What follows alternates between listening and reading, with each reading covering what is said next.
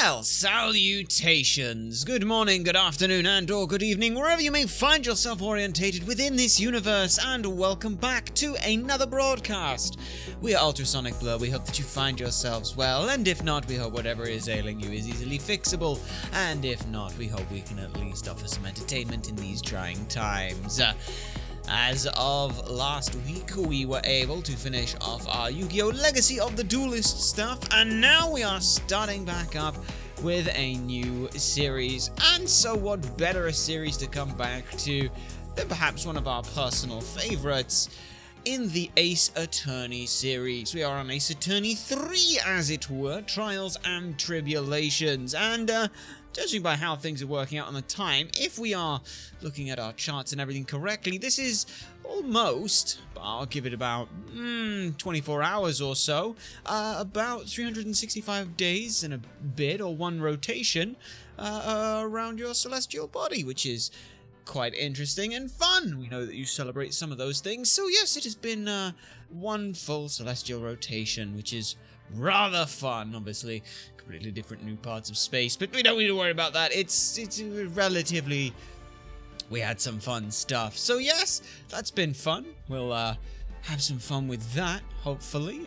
Things have been rather fun, but with that little thing said, let's go ahead and jump on in to this. We've just got to make sure that we put things where we need them, and oh, come on, just there we are. That looks about right. Something like that should work. Okay then, so with that, let us check on options. Yes, so we've got that, we've got options. Where is the thing for the thing? Where is it? Somewhere. Resolution? No, that was fine. Confirm changes? No, that wasn't a thing that we needed. It was, could we swear we had done this before with a controller? Perhaps if we no, oh, it doesn't matter a whole lot for us. New game. Let's go. No, we've already done the first and the second, so it is time for the Trials and Tribulations to begin. Episode 1, please. Ah, there we go. No, it should be working, but it's not. Doesn't matter a whole lot. Play Turnabout Memories. Okay. How did I get into this mess? Oh, dead person. Dead person. Why? Why did I do that? Why did you do what? Oh? Is that Phoenix? Is that Phoenix? That girl. You shouldn't see her anymore. Hey, it's none of your business. I'm telling you, for your sake. If you continue to see her, it's going to be bad news. You're lying! Just listen to me. There's something you need to know about that girl. Stop it! Don't talk about her like that! Huh? And then he hit her? And he hit him? It's Phoenix, but a young Phoenix? It wasn't me. I didn't. I didn't do it. Okay. Okay. So where were the young Phoenix, huh? 5 years earlier, Mia Fey's second trial. Ooh, wait, second trial? Okay. April 11th, 9 AM, District Court, Defendant Lobby, number 3. Phew, it's finally time. I'm kind of nervous. Him? Is this Grossberg? Is it Grossberg? Was it Grossberg who she worked with before? Oh, Mr. Grossberg. Good morning. Ah, Mia, please calm yourself down. You're going to get yourself arrested for suspicious behavior, you know. What are you talking about? I'm relaxed, Mr. Grossberg. I mean, look at me. I'm relaxed. I'm totally relaxed. Let go of my lapels. You obviously haven't got the temperament to be a lawyer. I'm so sorry. It's just that I'm so nervous today. Oh, that's right. It's your first time in the big leagues, isn't it? Well, never you fear, my dear. I, Marvin Grossberg, am at your service. Actually, this is my second time in court. Still, you surprised me, what with your earnest request last night. Let me handle this case, you suddenly said, and quite forcefully too. I grabbed my lapels then as well, and I wasn't even wearing anything with lapels on. I just found out yesterday. About the case, I mean. What?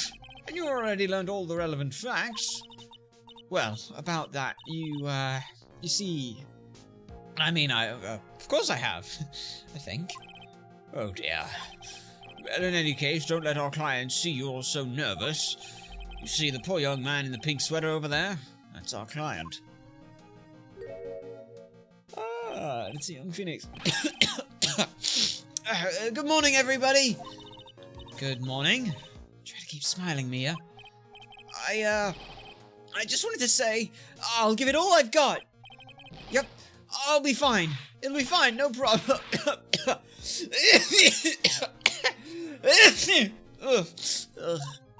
Oh, what's wrong? Do you have a cold or something, Mr. Wright? Actually, it's Wright, like the Flying Brothers. People screw it up all the time. And yes, I have a cold.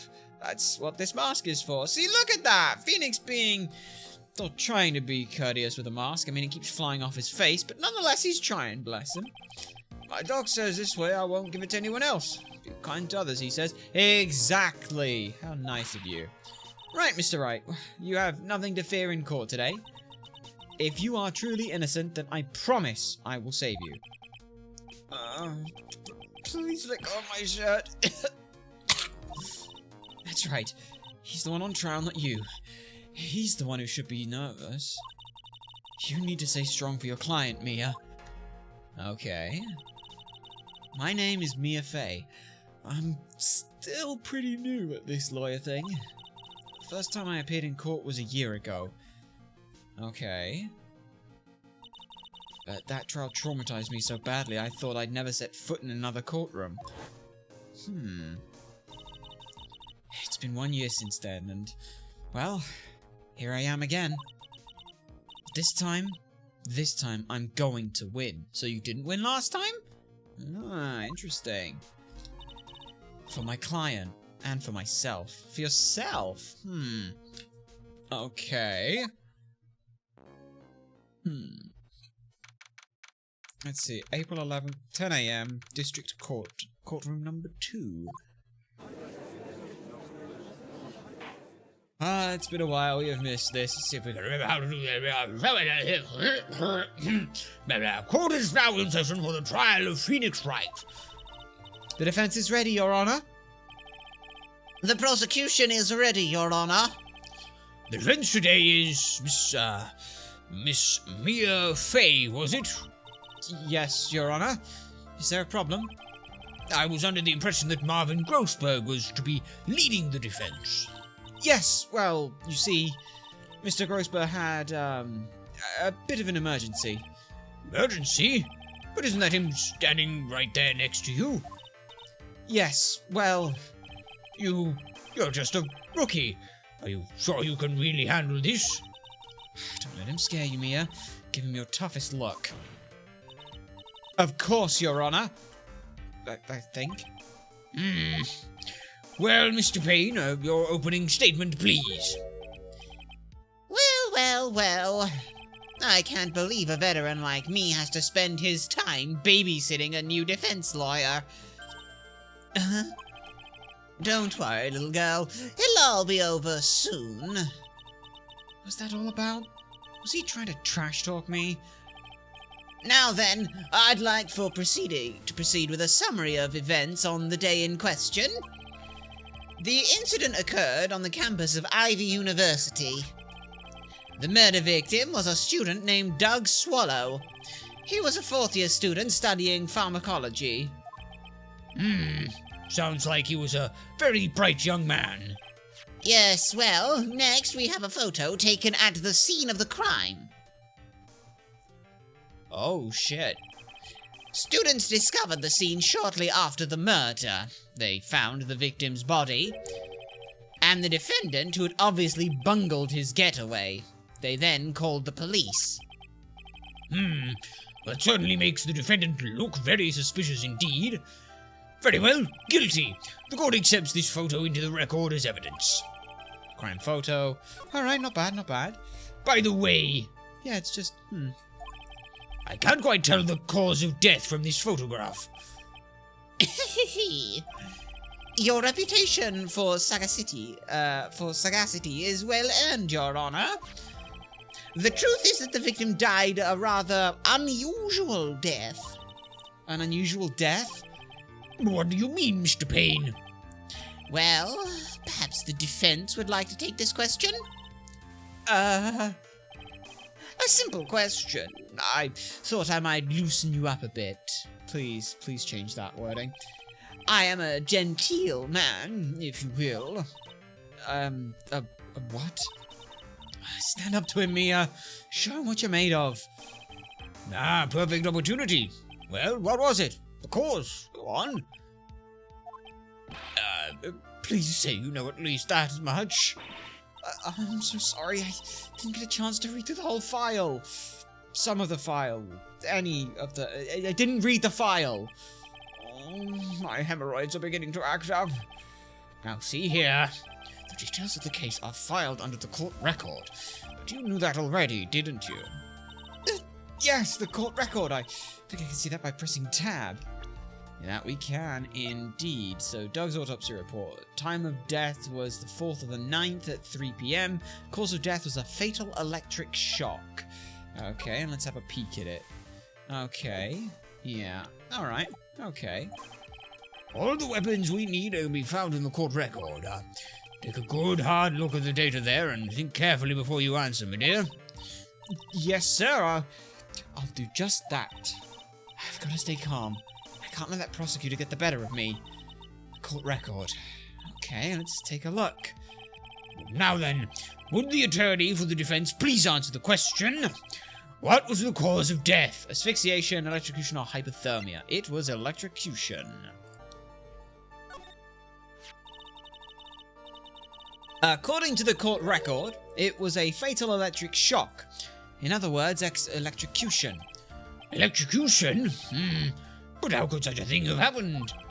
Did the murderer use some type of new, super powerful stun gun, perhaps? The answer to that will become crystal clear as this trial proceeds, Your Honor. But before that, there is one more vital issue. What's that? Why, motive, of course. Apparently there was some bad blood between the victim and the defendant. Bad blood? What do you mean by bad blood? Oopsie, I'm terribly sorry.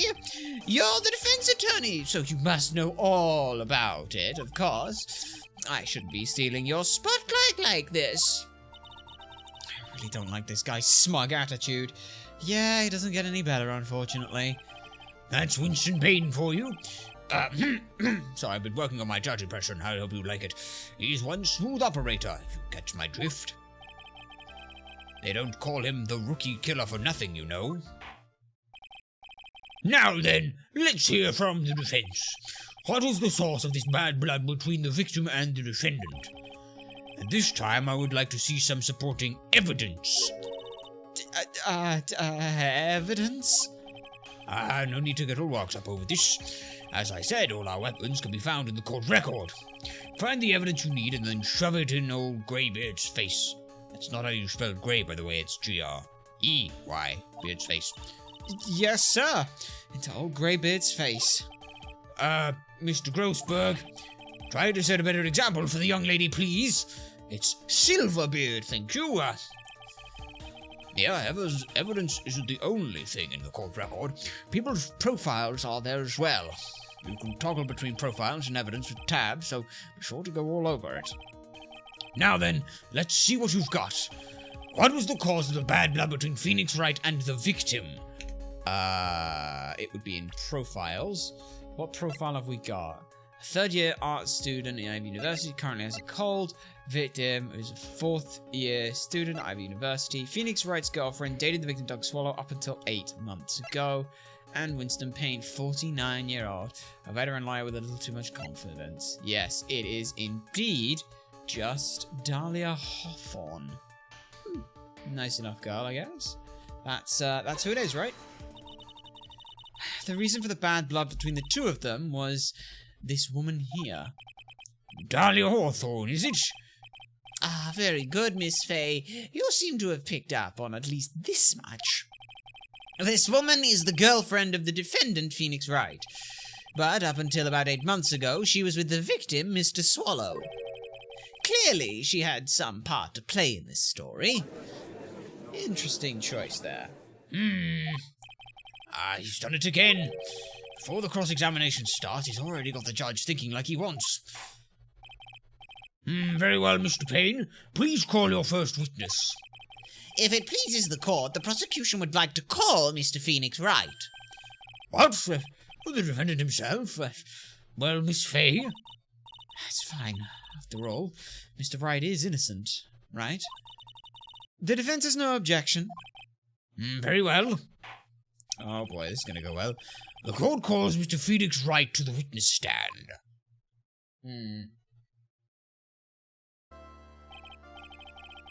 A witness, please state your name and occupation. Oh, yes, my name is Phoenix Wright. My job is, well, right now I guess I'm a suspect. No, he means what you did before you were arrested. Oh, I was a university student. Mr. Wright, you understand that you are suspected in the death of your fellow student, Doug Swallow, but I didn't do it! I'm innocent, I tell you! I'm telling you I was... The defendant, please refrain from passing on his code to the rest of us. It seems the witness has something he wants to say. Well then, Mr. Wright, please tell us about your relation to the victim. Right away, Your Honor. Okay, let's see what we can do here. The victim and I. I admit that I was there, but I'm not a killer. All I did was find his body. I hardly knew the guy to begin with. I never even talked to that stuck-up British wannabe. Okay. I see. So you hardly knew the victim. Right, like I said, I'm not a killer. It looks like the judge understands at least. You're being naive, you know. Too naive. Huh? It seems that you've forgotten one small thing, young lady. And that would be... this witness still has to undergo something called cross-examination. Cross-examination? He's right, and it's the defense's duty to carry out the cross-examination. The purpose is to determine if a witness's testimony contains any contradictions. Contradictions? Yes. If a witness is lying, then their statement will conflict with the court record. But Mr. Wright is my client. Even if he's your client in court, all lies must be struck down. As a lawyer, that is your duty, you see. What does he mean by that? Is he saying that testimony just now, that there was a lie, a contradiction? Now then, your cross-examination, if you please, Miss Fay.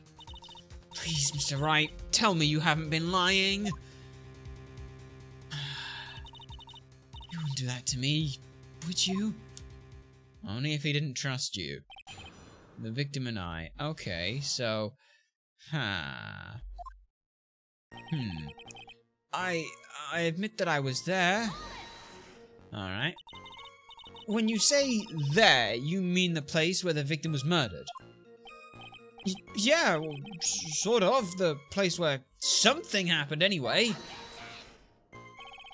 Something? You can't hide what happened. We have photographic evidence. Anyway, Mr. Wright, what were you doing at the scene of the crime? I thought you said you didn't know the victim, Mr. Swallow. I was just a coincidence. We bumped into each other by accident. A coincidence, huh? But I'm not a killer. All I did was find his body. So you said bumped into him, as in you stumbled across him, or you bumped into him when he was alive? You say you found the body, so who called the police? Huh? Unfortunately, it was some other students that notified the police. Other students? That's correct. They were witnesses. Witnesses who saw the defendant standing there next to the body in shock.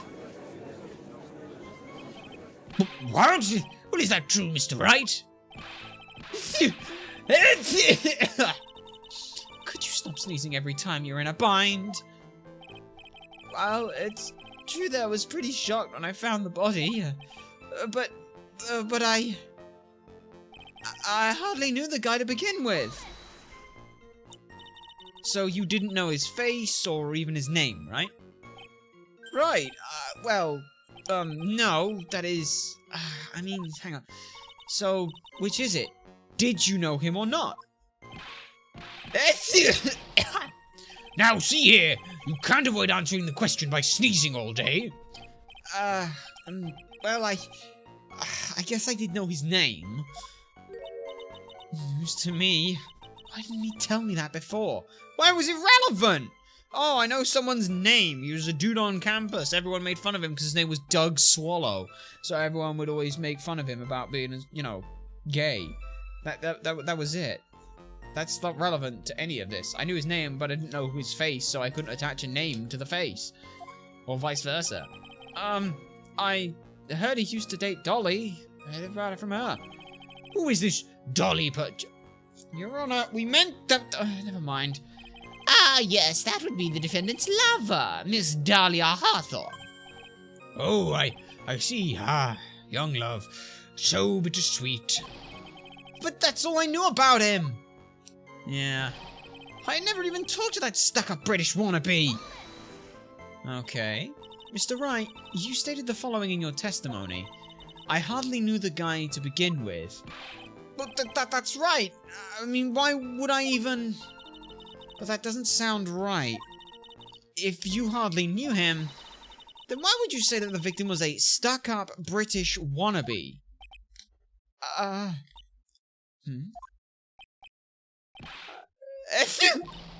Well, Mr. Wright? No, it wasn't me. I'm not a killer, I swear! Mr. Wright, I will give you an opportunity to revise your testimony.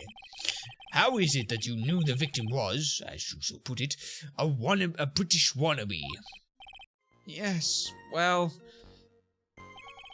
He was always walking around with a huge Union Jack on the back of his shirt. Okay. Did you see it at the crime scene? The Union Jack, I mean. Yeah, that's right. I saw it at the crime scene. That's why I figured out he must love British stuff, see? It's true, cross my heart. I swear I didn't do it. It's acting fishier than the salmon I ate last night. Oh boy, that's never a good sign. May I ask you something, Miss Fay? Go ahead, Your Honor. So what is it now? Who is this person, anyway? This Union Jack fellow? Your Honor, we don't have time for this. The Union Jack is the name of the United Kingdom's flag. Oh, I see.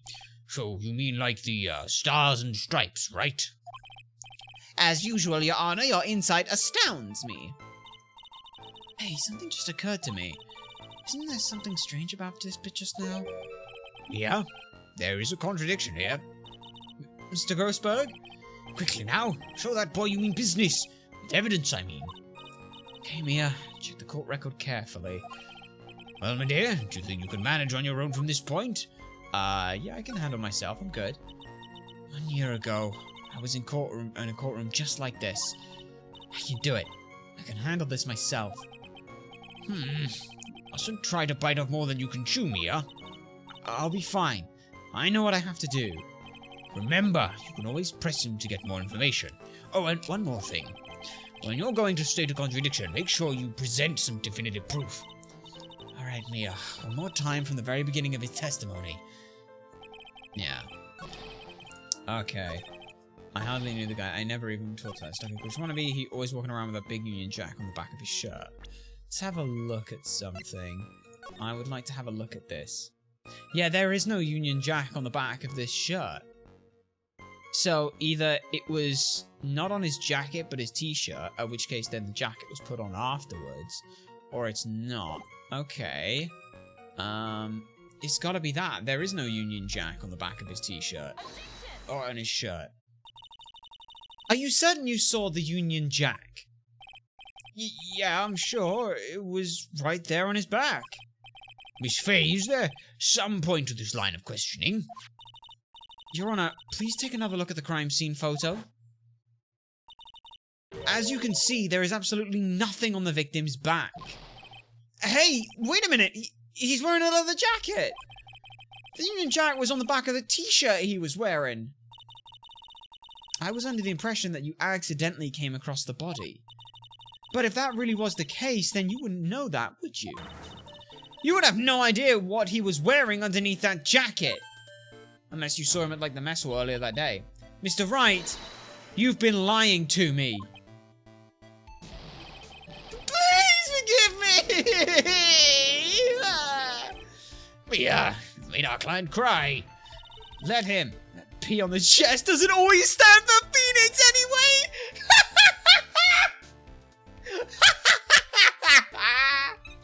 Oh, it's Pansy. I can't believe I trusted him. Mr. Wright was all wrong. That was an impressive bit of cross-examination. Uh-oh. Thank you for uncovering the defendant's lies for me. It's quite clear that this man did not simply stumble upon the scene of the crime. Uh-oh. Did I go too far? By the way, Mr. Wright, you seem to have a rather bad cold. Have you taken any medicine for it? Yeah, I took some, but... Was the medicine that you took an over-the-counter brand called Cold Killer X? Yeah, that's right. It kills colds good. Hey, wait a second. How did you know I'm a big fan of Cold Killer X? Would you happen to have that medicine with you right now? Well, actually, I seem to have lost it somewhere. You lost it? Does it have anything to... Oh, no. It's that bottle, isn't it? Mr. Wright, shall I tell you where your cold medicine is right now? Huh? Your Honor, I'd like you to take another photo from the crime scene. Okay. What's this? In the victim's hand, it's Cold Killer X. Yes, but even I've got a bottle of Cold Killer in my apartment. I'm sorry, but I'm afraid that your argument won't work here. There's no doubt as to who this bottle of Cold Killer X belongs to. Especially since Mr. Wright's fingerprints are all over it. What? Shit. Sensing his murderous intent, Mr. Swallow must have picked up the bottle of medicine, dropped by Mr. Wright, and hid it in his hand. His purpose in doing so can only have been to identify his killer as Phoenix Wright. I mean, or someone else could have put it there. You never know. Order! Order in this court!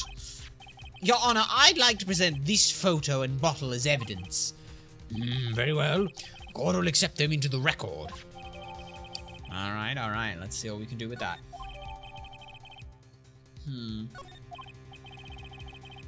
Also, the victim's wristwatch was broken. Broken? Yes, it ceased functioning when a large wave of electricity passed through it. Quite why it would pass through it and not just go straight through his spine to the ground, we don't know, but apparently it went through his watch. So yes. Well, Mr. Wright, do you have some kind of explanation for all of this? This is really bad. Oh, my buttocks. My poor hemorrhoids. You should probably get that seen to then. What really happened? Okay, what really happened? The truth is, I won because he called me. He was in the pharmacology department, so we arranged to meet at 2:45 behind that building. We talked for a bit, and then around 3 we split up. Then later I went back, and I found him lying there. I'd been taking Cold Killer X for the last 2 or 3 days, but I lost my bottle of it around lunchtime on the day of the accident. Mr. Wright, that's completely different from the testimony you gave previously. Actually, no, it's not. It is very clearly not. It's not completely different. I'm not a killer. I hardly knew the guy. I never even talked to that wannabe. I admit that I was there. He did say he was there. He did say that he stumbled across the body, which he did do. He did not lie. He merely... he did not lie about saying that he was there. He did not lie about saying that he stumbled across the body. He did not lie about any of that stuff. He simply lied about not having spoken to him and feeling that that would be something that you guys would pin as evidence for when this occurred. But not actually sure when that did occur. Let me have a look at this real quick. Because that is... The watch stopped functioning, so rotate that. That is just gone 3 o'clock? So yeah, this has just gone 3 o'clock then. So that would have occurred after everything that Phoenix had just said, wouldn't it?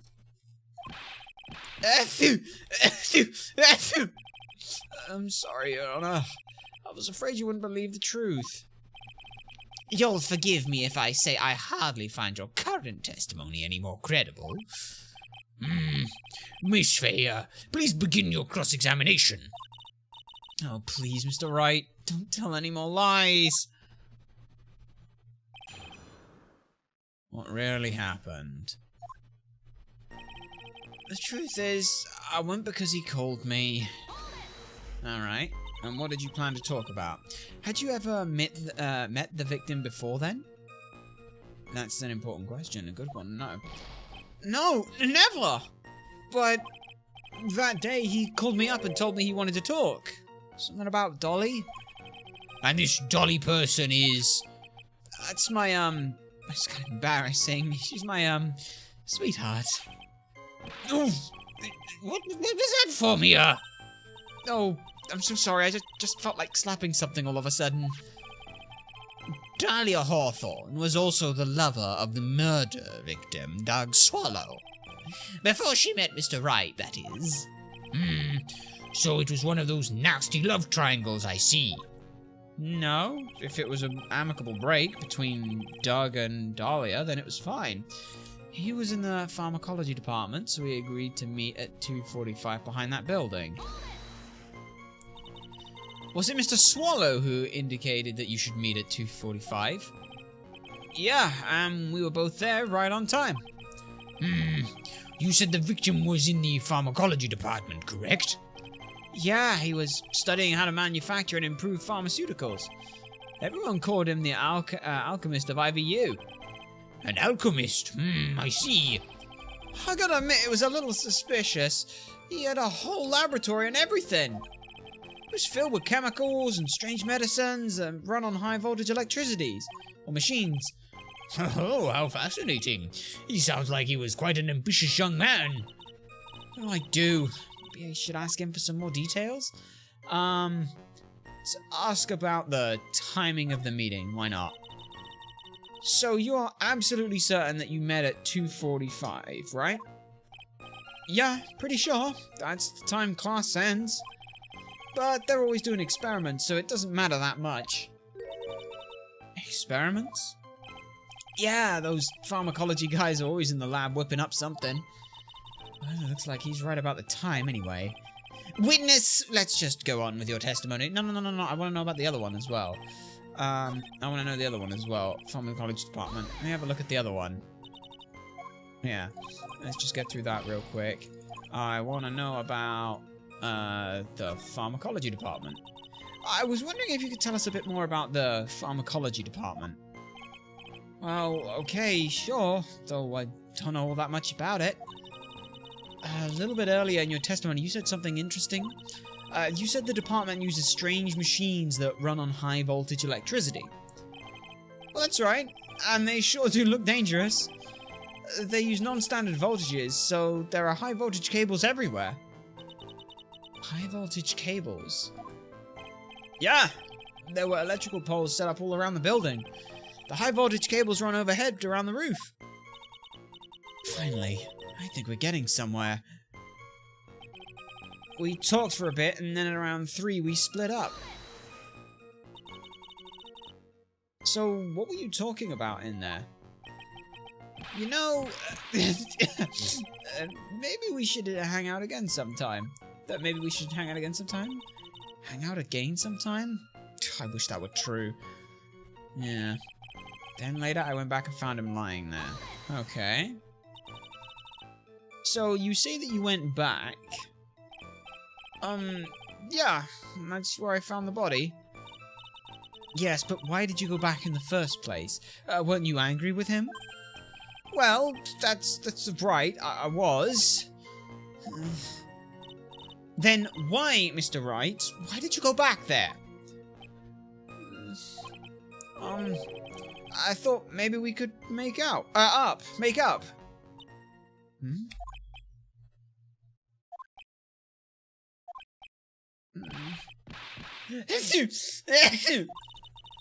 Judging by the atmosphere, I'm pretty sure no one is buying this. I've been taking cold killer for the last 2-3 days. Okay.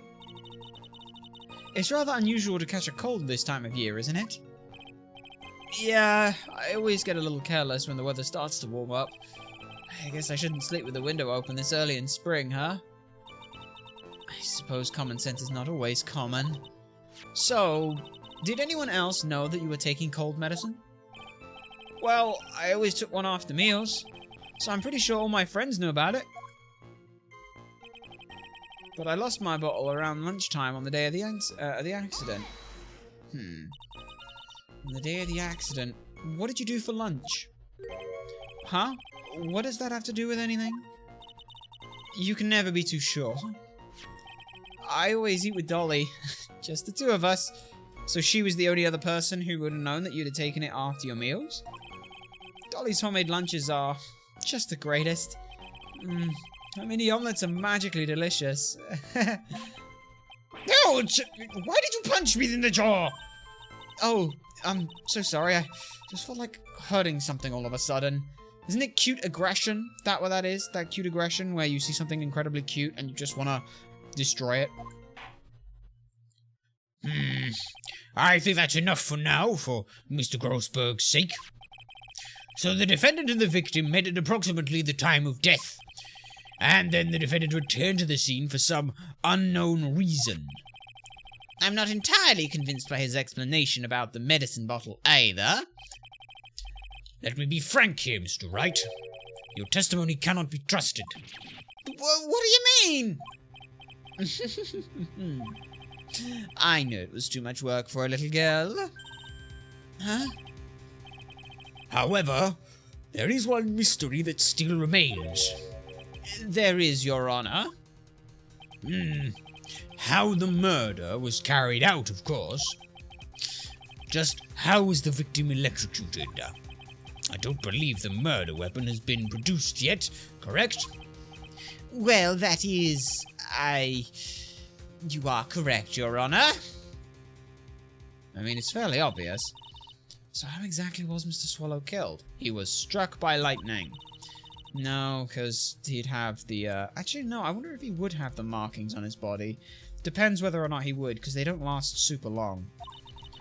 Maybe I could still come out of this mess smelling like a rose. Establish a murder method. Yeah, no, we can. Your Honor! Yes, Miss Fay? I believe that if we were to piece together everything we've heard up until now, we should be able to solve the mystery of how Mr. Swallow died. That would be most impressive. Quite the brash statement coming from a rookie. But even a beginner like you must understand the basic rules of the court, yes? An attorney must be able to substantiate their arguments with evidence. Of course I knew that. Actually, I'd totally forgotten about that, but... Now then, Miss Fay, let me see what you've got. Show me how you believe the victim was electrocuted. Well, judging by what Phoenix had just mentioned, he mentioned that the electric cables all around this place were high voltage. So that would be a guess, though quite how a safety procedure in this process would have allowed for this to happen in the first place is absolutely ridiculous, and that in and of itself should have been noticed a problem. I'm surprised that Mr. Payne here has not gone over any of the pharmaceutical equipment side of things. How is it that he does not know what these wires are at the crime scene? Yeah, it is definitely that. As for the cause of death, I'd say this picture captures it quite well. What? But there is nothing that even remotely resembles a murder weapon here. I'm afraid Lorenzo is going to have to explain this in a bit more detail. Miss Faye, where exactly in this photo is the murder weapon? That would be this right here, right? Well, naturally, that's right here. That's... What is that? A severed electrical cable, I believe, Your Honor. Remember the testimony we've heard?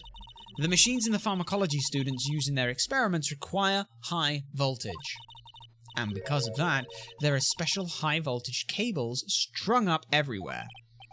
So then, the high voltage cable? Yes, the high voltage cable is the cause of his death. That is the most likely explanation. That certainly sounds plausible. Well, Mr. Payne, what do you have to say about this? Well, I believe some praise is in order. Don't toy with me, old man. Now, the victim's cause of death may indeed have been a high-voltage cable. However, I want you to think about what that really implies. The only one who had the opportunity to use the cable as a murder weapon was... the defendant. That much is certainly true. Hang on a sec, how the fuck you just get to pull that statement out of your ass but then it's don't substantiate with evidence? Come on, Payne. Yes, and that's not all. We have proof. Okay, so now lead with it. Irrefutable proof that will establish that Mr. Wright was the murderer. You do? Well, what is it? His fingerprints. Fingerprints? You mean that the defendant's fingerprints were on something besides the medicine bottle? Let's take another look at the crime scene photo. As you can see, the victim is wearing a leather jacket. As you may know, leather holds fingerprints quite well. You mean...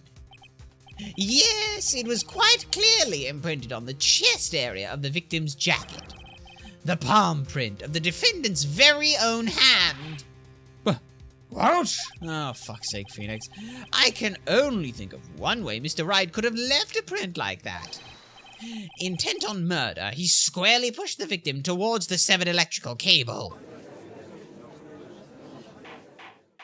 Well, I can get you not premeditated. Order! That's enough.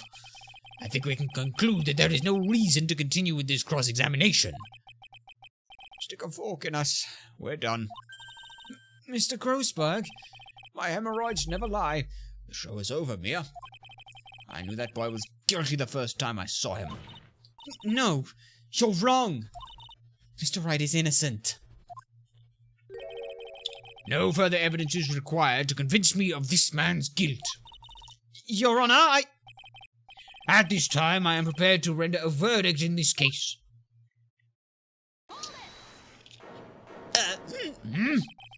Do you have something further to add, Miss Faye? Is this what you want, Mr. Wright? You still haven't told us the truth. The whole truth. If you don't say something now, the judge is going to hand down his verdict. But I can't. I just can't say it. If I told you what really happened, then It's okay, Mr. Wright. I'm your attorney. You can trust me. Miss Faye, no matter what it is you have to say, I believe in you and I'll represent you to the very end.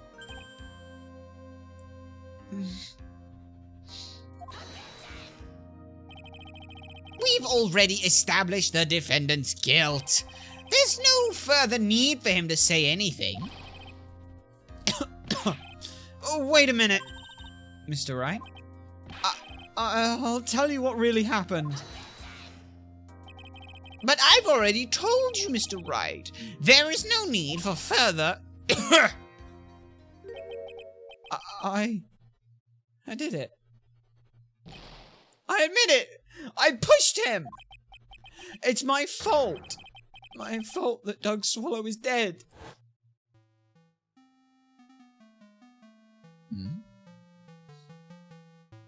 That girl. You shouldn't see her anymore. Hey, it's none of your business. I'm not telling you for your sake. I'm telling you for your sake. If you continue seeing her, there's going to be problems. You're lying. Just listen to me. There's something you need to know about that girl. Huh? Stop it! Don't talk about her like that! Oh, shit, Phoenix. No. There's no way you'd have been hanging that close to the electrical wires, though. Surely. But what you just said, was that the truth? Yes. I was afraid. Afraid that if I told the truth, everyone would think I was the murderer for sure. Well, as things currently stand, we're all absolutely convinced that you are. Please. Please give me one more chance to explain. This time, I swear, I swear, I'll tell the whole truth. It'll be okay. Won't it, Miss Faye? I believe in you. Oh, thank you. I still can't believe it. He really did push the victim. Push the victim and kill the victim are two very different things. There is something still amiss here, and that is the fact that Doug's watch is wrong for the time.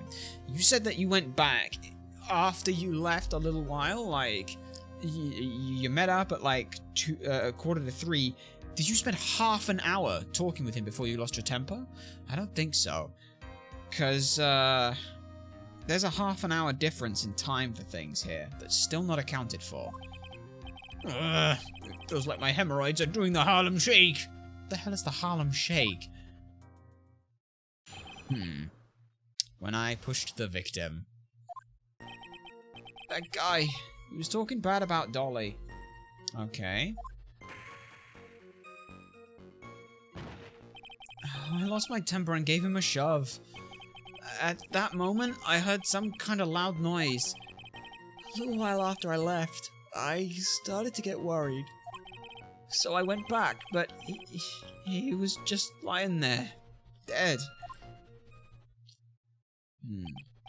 Well, the explanation is really quite simple. When you pushed him, Mr. Swallow flew back and touched the electrical cable. He died from the shock, and that, as they say, is that. A simple explanation indeed. At the time of the incident, a light rain had been falling. Wet from the rain, the victim was more easily electrocuted. But when I pushed him, there weren't any electrical cables nearby. If there had been something like that, even I would have noticed. That's true. Even a doofus like him couldn't have missed that. Miss Faye, let me warn you right now that if your cross-examination doesn't yield any new facts, I intend to deliver my verdict without any further delay. Are we clear on that? Yes, Your Honor. Don't give up, Mia. If he is innocent, there must be some kind of evidence somewhere that will prove it. When I pushed the victim, huh? When did you push the victim? Guy who was talking bad about Dolly. I want to know give me the full conversation. What kind of things did you and did Mr. Swallow say to you? He said all sorts of terrible things about No. Tell me what he said. As in exactly what he said. Or verbatim. Not, he said all sorts of terrible things. Tell me what he said. He said that she was a bad girl.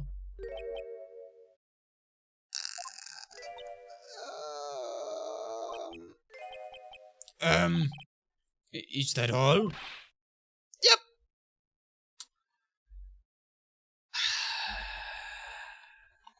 Phoenix. That it? Well, Miss Fay, you heard him yourself. Boy, you are not doing yourself any favors here, Mr. Wright. Please don't make this harder for me than it already is. Anyway, after he said that, I lost my temper and gave him a shove. Can you tell me about what happened in a little more detail? Well, that guy, he just said that he wanted me, he just said what he wanted to say to me. Okay, and then he put on the jacket he was holding and started to leave. Well, that's when I lost my temper and flew into a furious frenzy. I just gave him a light, gentle shove to the chest. And when you did that, there were no severed cables anywhere to be seen, correct? Right! There was nothing like that at all! But it is possible that you merely overlooked it. Well, I guess it's possible. What are you doing? Don't let that guy steamroll over you like a cheap asphalt! I believe what's important here is the moment the push occurred. Let's continue on with the testimony, witness. At that moment, I heard some kind of loud noise, right? What kind of a noise? A loud noise? And what would you say that noise was, Mr. Wright? I'm not sure, but it was really loud. It was like a snap. You know, come to think of it, I wonder what that was. Clearly, Your Honor, it was the sound of the victim being electrocuted. You're not qualified to decide that. What should I do? I'm treading on some very dangerous ground here. Let's ask for details. Always get the details. Mr. Wright, that loud noise you heard may be extremely important. So, try to remember what it was. How do I put it? It was like a sharp crack. Could it have been... Yes, could it have been what? Hurry up and tell us. Well, I was gonna, but then you interrupted me. When I pushed him, he dropped the umbrella he was holding. Oh? So could he have landed on the umbrella? He fell right on top of it, and it broke. That was probably the noise I heard. An umbrella, huh? And did that umbrella belong to the victim? Yeah, it was a plastic umbrella. Cheap and frail. Kind of like the owner. Then again, I wish I had any kind of umbrella. I was totally soaked to the bone. Wait a minute! Wait! That's huge for multiple reasons. One. You said he fell on his umbrella and then died. Check here. Boom. He is not on his umbrella. Therefore, regardless of what happened when you shoved him, something moved. Okay. That's one thing, which we can confirm by the look at the watch showing when it happened. But two, he was dry. He was dry. The electrocution would have had to physically, touch him. Or it would have had to have been after the umbrella broke, he wasn't using it, and was still stood out in the rain for a little bit longer to get wet enough to have that happen. You didn't kill him. We can prove it. We can prove it now. Miss Fay, what do you think? Is there something important to this testimony just now? You're damn fucking right there is. Well, of course it's important. This is it, Mia. The new information you've been waiting for. Of course it's important. No, this cheap umbrella is more than important. It's vital. I want to officially have it added and entered into the testimony. How perfectly fitting. The flimsy information for a flimsy lawyer. Now the court agrees to the defense's request. Witness, please add the bit about the cheap umbrella to your testimony. After I shoved him, he fell down on top of his umbrella. He did. However, it's not just that. he would have, he would have had issues by doing that. So yeah, we have to present that. That's it. Come on, please be right. Why didn't you testify about the umbrella from the very beginning? Come on, if I'd have mentioned that, I would have been able to counter the prosecution's arguments earlier. What do you mean by that? Take another look at the crime scene photo. According to Mr. Wright, the victim fell on top of his umbrella. However, if you look closely, the umbrella is nowhere near the victim. Actually, it's by the electrical pole. Well, you're absolutely right. The conclusion here is obvious. After the defendant left, the victim moved from where he fell. In other words, after he was pushed by the defendant, Mr. Swallow was still alive. No! Order! Order! Order! Oh, the victim, he moved? Mr. Payne, this umbrella in the photo, where is it now? Well, it was collected by the police at the scene of the crime. I want it presented as evidence immediately. Okay, so there's the umbrella. But the umbrella could have simply been blown there by the wind. No, he was on top of it. According to the testimony, the victim fell on top of the umbrella. There's simply no way it could have been blown there by the wind.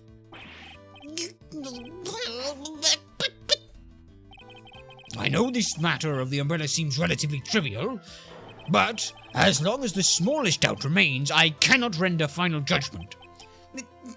No! Oh, good. Good. I must say I still find it hard to believe that a huge hole has been blown in the prosecution's case by the defendant's testimony. Hooray! Oh, that's wonderful.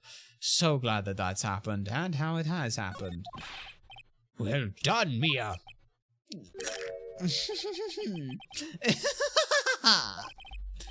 Mr. Payne, what are you chuckling about? Pardon me, Your Honor. It seems I was expecting too much for a free ride. It was foolish to think I could establish guilt through cross-examination alone. I'm afraid I don't follow what you're saying. Let me guess. You have another witness.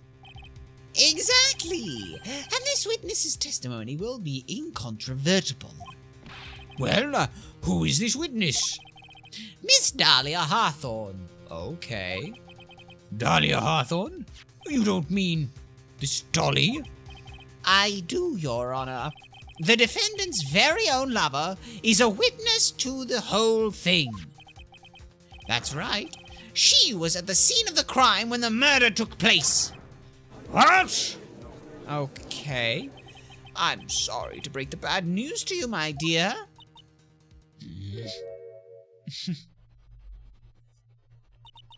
Bad news?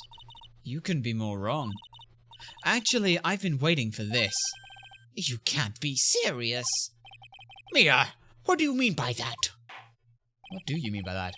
I think this is a good point for us to stop at. Court will now enter a 20-minute recess. Afterwards, we will listen to the testimony of Miss Dahlia Hawthorne. So what happened then? Okay. What do you mean you were waiting for that? Is that why you took this case?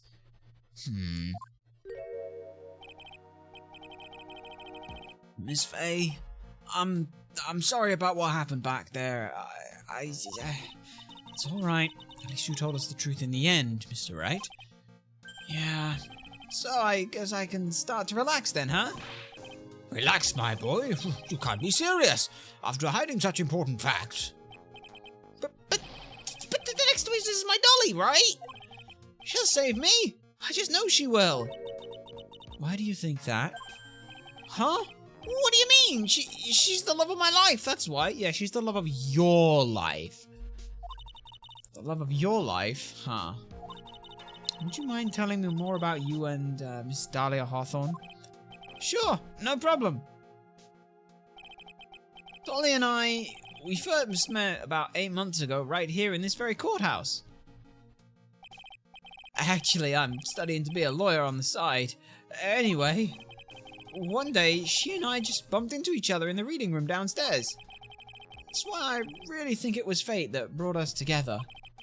As soon as I first set eyes on her, I knew she was the one for me. Oh, here, take a look at this. She gave this to me on the day of this, met as a symbol of our love. She had been wearing it around her neck that day, but then she took it off. But before she gave it to me, she said, I want you to carry this. So she gave that to you as a present, I see. This darling little bottle is filled with memories of my darling little dolly. It certainly is a little bottle, all right. It makes me so happy. I show it to everyone I meet. I want to share my happiness with the whole world. Oh, that's actually quite sweet. Okay. But why is this relevant? Mia seemed to take notice at this. Anyway. So after that, you and Miss Hawthorne started dating? Yeah, but she's so shy. Every time I see her, she always says the same thing to me. Please give it back now. What a strange girl, asking for a present back like that. Uh-oh. Uh-oh. Why is that a problem? By the way, Mr. Wright, the day you first met Dahlia Hawthorne 8 months ago, it wouldn't happen to have been on August 27th, would it? Huh? Yeah, it was! But how did you... This happened on August 27th, right here in this courthouse. What's this? A newspaper clipping? Let's see here. Murder in the courthouse. Murder? No! No! Wait. Hang on. No, hang on. So, hang on. Thinking. No, she wouldn't. Could she? Did she? Hang on. So, idea. Dahlia Hawthorne killed someone here. In doing so, she used pharmaceutical medicine she got from Doug Swallow. She hid the bottle. She hid it in that little bottle. Doug caught on to her on that, and so after they broke up, Phoenix was holding on to the evidence, and she was like, "I'm gonna see you now," and that's where she hid it. So if she'd got searched or anything, she wouldn't be noticed with that. Okay. And then Doug came to warn Phoenix about it because he's like, "Holy shit, Doug, you fucking moron! Why did you not just report this to the police in the first place? You're an idiot." What are you reading there? Let me see that. Huh? Oh, I see. Mia, I think I understand what you're trying to say. And I think I understand why you suddenly took such a keen interest in this case. You believe there is some connection between these two cases, am I correct? Alright. I want to see that. We want to see that. We need to see this. Very little information has been disclosed at the time, since the victim of yesterday's incident in the district courthouse cafeteria is said to have been a lawyer. However, police are questioning the 19-year-old female college student who was sitting with the victim. Dahlia. That's Dahlia. It was Dahlia. She poisoned him. And if she poisoned him, she hid it in this little bottle. If she hid it in that little bottle, then that was a problem. Wait. Oh, hang on, there's more to this. There's more. Oh, Phoenix. Oh, hang on. Okay. Okay. We have an idea. Let's just say Phoenix didn't lose that bottle. I hope you don't mind, Mr. Grossberg. I need to finish this myself. Ah, yes, but I'm afraid what you have here will not be enough, my dear. I'll go and have a look in the downstairs reading room and see what else I can find. Thank you. I want to do whatever I can to be of help to you, Mia. Well, it looks like recess is about over. We'd better all get moving. I guess so. That recess sure seemed longer than 20 minutes, though. There's a plan here. There's something here. There is something here. Alright. We'll save in a bit. April 11th, 12:13 p.m. District Court, courtroom number 2. And we're back. Court will now reconvene. Mr. Payne, please call your witness. This next person is someone who witnessed the crime as it happened. The prosecution calls Miss Dahlia Hawthorne to the stand. Okay. Okay. What's with this stiff silence? In my long career as a judge, I have been deceived by many witnesses. It is my job to doubt, to take no one at their word. But in your case, I must admit that you radiate a glow of complete serenity. So sincerity. I can't believe he actually said that. Judge!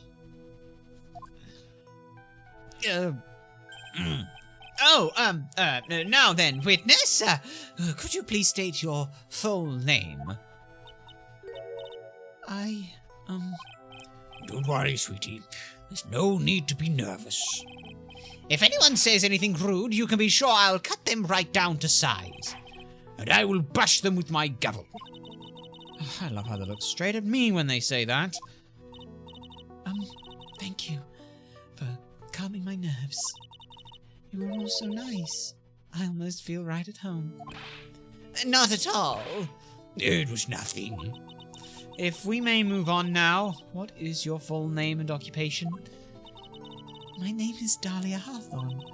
I'm a junior in literature at Ivy University. I just want to say, it's an honor for me to be here in your noble presence.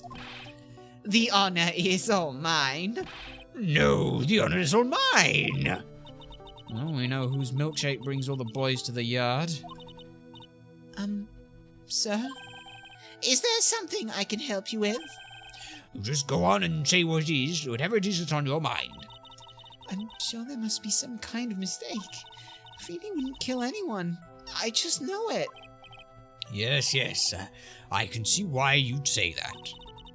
She's going to be a tough witness, all right. It only took her 12 seconds to wrap them all around her little finger. Now then, please proceed with your testimony. Let's hear what you witnessed on the day of the incident, if you please. All right, what do you got for me? What have you got for me, Dahlia, you absolute bastard? I had been planning to go back to Feeny's place after class was over. Feeny and Dougie, they were talking behind the building. Then suddenly Dougie got all wobbly and just collapsed. Uh-huh. That's when Feeny noticed that I was there. I went to go and find some other students, and they called the authorities. Okay. But I don't know what to say. According to you, Miss Hawthorne, the defendant didn't actually do anything wrong. Young lady, as old as I am, even I recall how hot the flames of young passion can burn. Nevertheless, it is my job to discover the truth. Please, tell us the truth.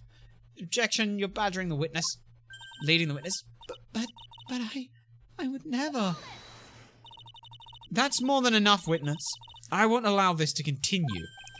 What do you mean by that? Please, just let me proceed with my cross-examination, Your Honor. I, for one, don't plan to win my case on a bunch of paper-thin lies.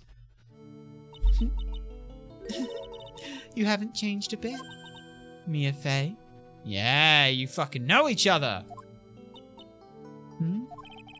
What's this? So you two are, acquainted? Yes. We've met before. Once. In any case, Miss Fey, the floor is all yours. It's good to see you again, Madame Fey. Madam? I'm no one's grandma yet, girlie. What I witnessed. What did you witness, huh? You've been planning to go back to Feeny's place after class was over. Hold it! I need to know everything about this. Now, unless I'm mistaken, Feeny, Mr. Wright, is in the art department. If that's the case, then what were you doing by the pharmacology building? Well, I'm in the literature department. I'm studying Japanese Senryu poetry. Oh, how wonderful. It's the humorous yet satirical style of haiku, yes? Nothing left to do. When a man reaches this age, sleep is his best friend. That's supposed to be poetry? Sounds more like a midlife crisis. For me to get to the art department, I have to walk through that back area. Ah, yes, I see. That makes sense. When I want to enter the courthouse, I always walk through the front doors. How else would you enter? Teleportation? Feeny and Dougie, they were talking behind the building. Okay. Right. So, who is this Dougie person? Oh, I'm sorry. Doug Swallow. We were dating up until about 8 months ago. So, what were Dougie, Mr. Swallow and Mr. Wright talking about anyway? How can you be so mean? I would never eavesdrop. I wasn't raised to be so rude and unrefined. That's right, Miss Fay.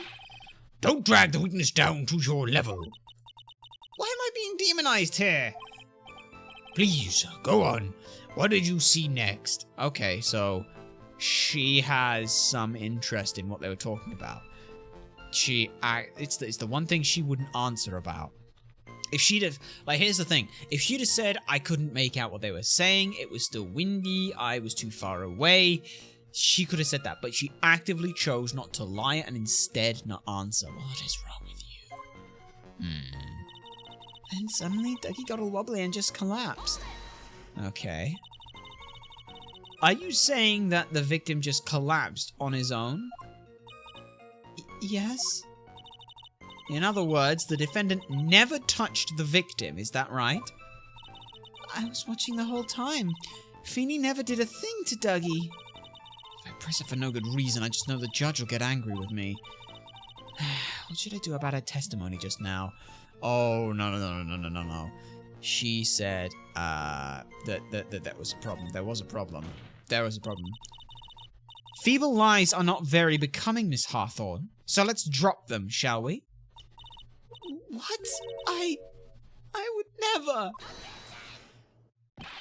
Miss Fay, I will not allow you to badger this witness. I believe the defense is engaging in a fishing expedition. That is, she has no supporting... But please don't glare at me like that. I'm just doing my job. They're just there like, fuck off. Now then, Miss Hawthorne. The defendant's palm print was found on Mr. Swallow's jacket. It has already been shown that Mr. Wright did, in fact, push the victim. What? There's no need to try and cover for the defendant. It would be much better if you came out and told us the whole truth. There's nothing to worry about, young lady. Now just tell us everything you saw. Yes, Your Honor. I will. If you don't mind, I'd like to revise my testimony. Looks like we're finally getting somewhere. Actually, I didn't see the moment he pushed Dougie. Okay. You didn't see it? Well, I saw the moment when Doug fell on the ground. And after the time, there was only the two of them at the scene. The defendant, Phoenix Wright, and the victim, Doug Swallow. Yeah, that's right. It didn't look like they were fighting, and I didn't hear anything unusual either. So then, what did it look like they were doing to you? I thought they were having a nice, friendly afternoon conversation. Oh, give me a break. That's why I really wasn't watching them all that closely. Did you notice anything out of the ordinary at all? No, nothing at all, Mr. Judge. Oh, I like the sound of that, Mr. Judge. Now then, please proceed with your testimony. I went to go find some other students and they called the authorities. Why did you... Wait, what? When you say students, do you mean students from the pharmacology department? Yes, they're all very fond of their drugs. Please try to stay on topic. So, to find someone in pharmacology, you went to the labs, correct? That's what I was planning to do, but in the end I wound up not going. A group of about 10 research students came running out of the building entrance. Somehow they all seemed to know what was going on. The students knew what was going on? I want to know details on that, please. But how could the students have known what was going on? Well, I don't know for sure that they knew what had happened. It's just they all seemed kind of excited about something. Doesn't look like I'm going to get any more info about these students. So, did the students call the police? Yes, I was so panicked. Yes, well, anyone would have been, my dear. Girl, she's telling a super obvious lie, and she knows it. She's just pretending to protect Mr. Wright. Yeah, that's gotta be it. Way to go, Mia. Okay, that means I'm gonna have to dig deep to find the contradiction on this one. Yeah, I mean, there's already a couple of them. Like, she's saying that, like, she went off to go and get, to go and phone the police, but she didn't see that the moment they were arguing. She also didn't see the moment that he was shot. She just saw him on the ground, but she thought they were having a nice, friendly conversation. But there's a lot here. Feeny and Dougie were talking. Actually, I didn't see the moment. It didn't look like they were fighting. I didn't hear any unusual sounds either. This one seems like the most thing because there is some stuff. So what have we got here? There was a loud sound when it happened. Okay, there was a loud sound. So you didn't hear this. So it was either before or after. Because if it was during, then it wasn't there. But you didn't say... Okay, when the fuck were you there? That's gotta be it, right? You didn't... You say you didn't hear anything unusual, is that correct? Yes, that's why I was very relaxed, looking at the scenery around me. That's nice, but I find that just a little odd. I have here the testimony of your boyfriend, Mr. Phoenix Wright, and he clearly testified to the effect that when he pushed the victim, he heard a sharp, loud noise. He said that?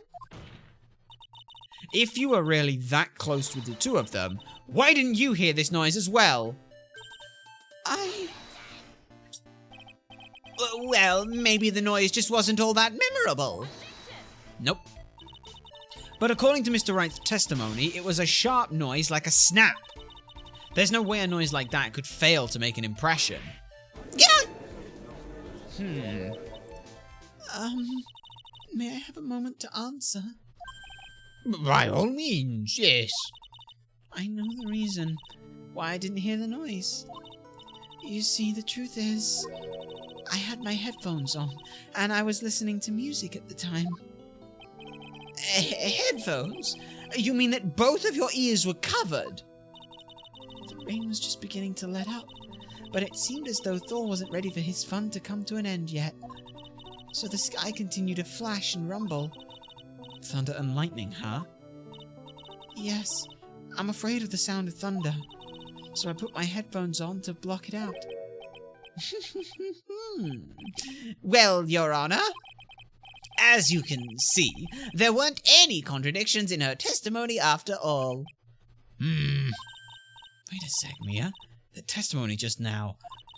She said something that could totally change this whole case. There was lightning. No way are we going to say he was struck by lightning, but... Your Honor, there is a problem with the witness's testimony. What do you mean? Didn't you notice?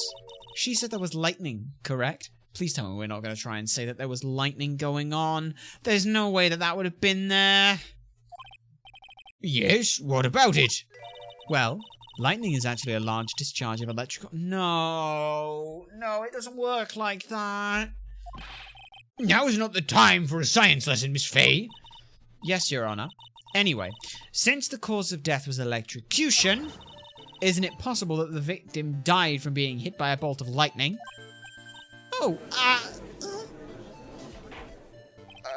I must admit that the thought had not occurred to me, mostly because it's completely stupid. Just what kind of thoughts do occur to this guy anyway? This entire case is built on the premise that Mr. Doug Swallow was murdered. But that very premise itself is mistaken. The defense believes that Mr. Swallow was in fact the victim of a stray bolt. Please tell me that this is not going to happen. No. It appears the defense may be onto something. Could it be that the death was actually accidental? Alright, you did it, Mia. I'll be taking that not guilty now if you don't...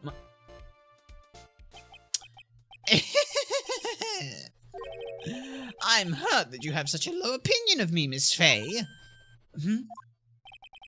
I'm not a fool, you know. The prosecution has done its research, Your Honor. We found that there were no lightning strikes on that day at that location. What's more, we have evidence that the electrical cable is definitely linked to this case. Evidence, Mr. Payne? Well, what is this evidence? This affidavit. And who is this affidavit from? The pharmacology students who were conducting experiments in their labs that day. Allow me to read out to the court the testimony of the pharmacology students. All equipment in the labs lost power all of a sudden at around 3 p.m. that day. Was it a blackout? All of the lab's equipment runs on high voltage, Your Honor. So you're saying the equipment lost power because... Precisely! They lost power because of the severed electrical cable. The power outage occurred at approximately 3 o'clock. Which fits the time of death listed in the autopsy report. Exactly! In other words, the victim died as a result of touching the severed electrical cable. According to the students, the cables were very old. They were planning on having them replaced in the near future. I see. Apparently, the cables had become so brittle that even the smallest bump would have caused them to break. Interesting. However, there is one thing that troubles me. If the cable could have been broken by any small bump, then it wouldn't have snapped if it hadn't been bumped into, correct? Well, I suppose you could say that. Miss Fay, do you have any thoughts regarding the cause of the severed cable? Your Honor? I don't like how this is looking one bit. I have to come up with something to try to regain momentum. If it pleases the court, the defense would like to state its opinions. Well then, let's hear it. Who or what is it that was the cause of the cable that caused the cable to break? That would be the bump. It was Wright, wouldn't it? Because this occurred over by the pole. The pole is what caused it. The bump happened, snap, the cable goes. Which means that the bump occurred at around 3 o'clock. Which means that Phoenix left at that point. Doug was still alive. So he died after that. He would have had to have been pushed twice. Right? Yeah. That's gotta be it. Your Honor, please think back to Mr. Wright's testimony. The defendant's testimony? He said that after he pushed the victim, he heard a loud, sharp noise. Now, this happened at around 3 p.m., correct? Yes, that sounds right. Wait, are you saying that... The lab equipment lost power at 2:55 p.m., which fits right in Mr. Wright's timeline. In other words, it was Mr. Wright's shove that caused the power outage. Yes, the prosecution also came to that same conclusion. And it was that very shove that caused Mr. Swallow to be electrocuted. No. I'm afraid I can't agree with you there, Mr. Payne. But what's that supposed to mean? Take a good look at where the victim landed after being shoved. See the umbrella? By the electrical pole? That's right. The victim banged into that pole as a result of being pushed. It was that impact that caused the cable to break. Well, that makes sense. And then the victim was electrocuted. Your Honor, look at where the cable is broken, though. I'm sorry, Your Honor, but no. It doesn't make sense at all. Yeah. If the victim was shoved into the far pole, then he couldn't have been electrocuted by this severed cable in the foreground here. Yeah! In other words, someone other than my client must have electrocuted the victim. Why did we go along the electrical bolt thing? We didn't need any of that. Order! Order in the court! Ah, the lamentations of my enemy. How I've longed to hear them. It's true. The defense is absolutely correct. There doesn't seem to be any way the defendant could have... Mr. Judge, sir, may I say something? Madame Attorney's explanation, she said some things that are a little different than I remember them. Well... What the? Please, just once more. May I please testify one last time? Please, Mr. Judge? Of course, it's all right. Just go right ahead and give your new testimony. This is it. She's finally starting to show her true colors. Okay. Let's see what we get here.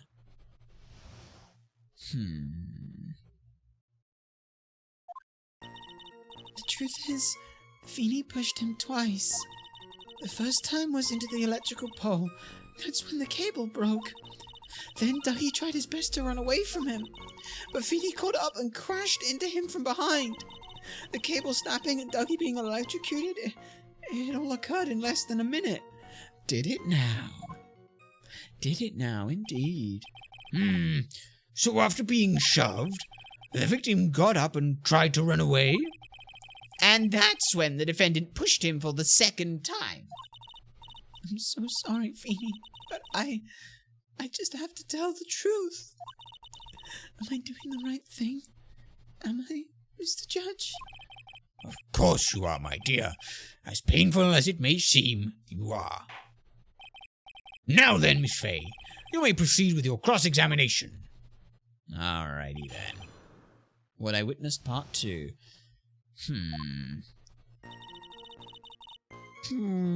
Feeney pushed him twice. Okay. Miss Hawthorne, previously in your testimony, you said the following.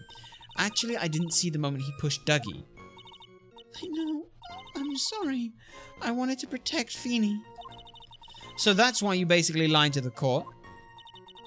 I was a bad girl. I know. Mr. Judge? Yes? Would you please forgive little old me? Of course he won't. What you did is called perjury. Oh, come now. It was just a little white lie. Your Honor, it's perjury! We'll forget about it this time, but please be more careful from now on, all right? Oh, thank you so much, Mr. Judge. Not at all. The judge had better be more careful himself. Dark Alley is friendlier than that little girl. The first time the electrical pole was when the cable broke. Okay. It's when the cable broke. Okay. Hold on that. You're saying you actually saw the victim get pushed into the electrical pole? I know he doesn't look it, but Feeney can be a bit of an imp when he wants to be. Oh, really? But I never imagined that he would cause an electrical cable to break. Feeney really is scary when he gets mad. Yes, he sounds like a very dangerous individual indeed. And Dougie tried his best to run away from him. Did he now? So, let me get this straight. You are happily listening to music on your headphones while you watch this scene unfold? Miss Fay, I'll have to ask you to stop badgering the witness. I wasn't happy. I was so scared that I couldn't even move. All I could do was stand there and cheer them on. Cheer them on? What do you mean by that? Well, I wished the best for them both, and that they would each give the fight their all. That's very sweet of you to be so supportive. And what happened after that? What the fuck is going on? How is any of that sweet? What? Okay. Feeny caught up and crashed into him from behind. That doesn't quite sound right. There were handprints found on the chest of the victim's leather jacket. Mr. Payne, were there also prints found on the back of his leather jacket? Well, no, there weren't. Madam Faye, may I suggest that you listen a little more carefully? I said that he crashed into him from behind, right? My Feeny wouldn't leave any prints in that case, wouldn't he? The cable snapping and Dougie being electrocuted, it all occurred in less than a minute. Did it now? Did you actually witness the moment the victim was electrocuted? I'm sorry. I didn't actually see it. I turned my eyes away. That's understandable. Yes, indeed. It would have been a horrific sight for anyone to behold. If I don't figure out the contradiction here, it's all over. It's the fact that it occurred in less than a minute. It's got to be that, right? She didn't have much time to come up with her lie, so this is my best chance. There must be a hole in her testimony somewhere there. Yeah, it's got to be the whole, the truth is that, where he pushed it in a minute. Alright, Feeny caught up to him from behind, the cable snapping, and it all occurred in 1 minute. Let's have a look at you. Cold Killer X. Yeah, this occurred after 3. So, the statement is 2:55 p.m. The statement is at 3 o'clock, and the time of victim's death is apparently just after 3. So either... Here's the thing. Phoenix also said as well, we can confirm that the watch is at least working correctly, or both Phoenix's and his are wrong, because they both met at 2:15. Meaning that if Doug was using that watch, then he would be fine. They said as well that the students in the pharmacology department run their experiments, so they don't really care about the time when classes end. That's not a factor for them. So as a result, Doug Swallow would have to have been looking at the time to know when to go and meet with Phoenix. This clock was running correctly. If the clock is running correctly, and as Mr. Payne had said, it had stopped due to an electrical surge at the time of death, then that would mean that the time of death is at least, minimum, 5 minutes after the cable broke. Minimum 5 minutes after the cable broke. Closer to about 10. So this whole thing is a complete and utter mess. Yeah, let's go with yacht. Yes! That's enough, witness. I'm afraid I don't understand. You will in a minute. Could you please take a look at this picture? Oh, that medicine. That's the one Feeny likes to take for his cold. It's not the medicine I want you to look at. It's the wristwatch. It stops at the precise time the victim was electrocuted. In other words, 3:05 p.m. Yes, and your point is, Miss Faye? My point is this. What time was it when the lab suffered that power outage due to the cable snapping? Well, according to the student's testimony, the answer is clear. It was 2:55. Would you care to explain to the court, Miss Dahlia Hawthorne? What exactly happened during this 10-minute interval? The defense proposes that it was during this interval that the real murderer killed Mr. Doug Swallow. Yeah, we changed our tune about the whole thunder and it was an accident thing. Order in this. Wait, about This is nonsense. The real murderer. Even you can't deny that the time between the cable breaking and the electrocution are completely unaccounted for. Then who was it? Who else are you saying could have done it? Who done it? There's only one person who could have murdered Mr. Swallow. Only after my client had left the scene. Was there a window of opportunity for the real killer? Miss Faye? Isn't the defense ready to indict someone as this real killer? Oh, yeah. It's finally time. This is the moment I've been waiting for. Yes, Your Honor. We are ready. Very well, but remember, if you accuse the wrong person, you will be penalized. Think very carefully before you speak, Miss Fay. Now then, Miss Fay, let's have it. Who is this real killer? Profiles. It's her. It's gotta have been her. She put herself at the scene of the crime. She's got 10 minutes unaccounted for. No one else knew that she was there. Phoenix didn't mention seeing her at all. So, there's gotta be something there. It could only have been you, Dahlia Hawthorne! How can you... The defense is grasping at straws! 10 minutes passed between the time the cable broke and the time of the electrocution. What exactly were you doing that whole time, Miss Hawthorne? Were you really listening to some music while cheering them both on as they fought? I find it hard to believe that you didn't lift a finger to stop the man dearest to you.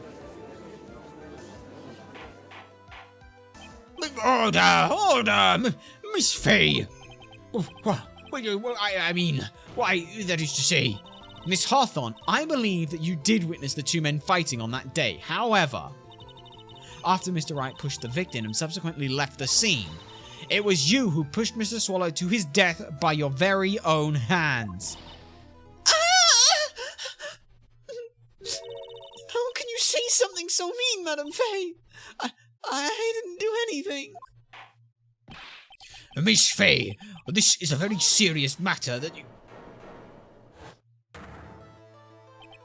Your Honor, please, I have something I want to say. You? What is it? What the fuck are you doing, Phoenix? Phoenix, don't fuck this. Please, please strike everything the defense said just now from the record. What the? Are you daft? You're totally wrong, Miss Fay. Dolly, she couldn't do something like that. Why not? Your Honor, I object to this statement. He's clearly biased in this situation. Mr. Wright, get back in your seat. Bailiff, grab that man. Leave my Dolly alone.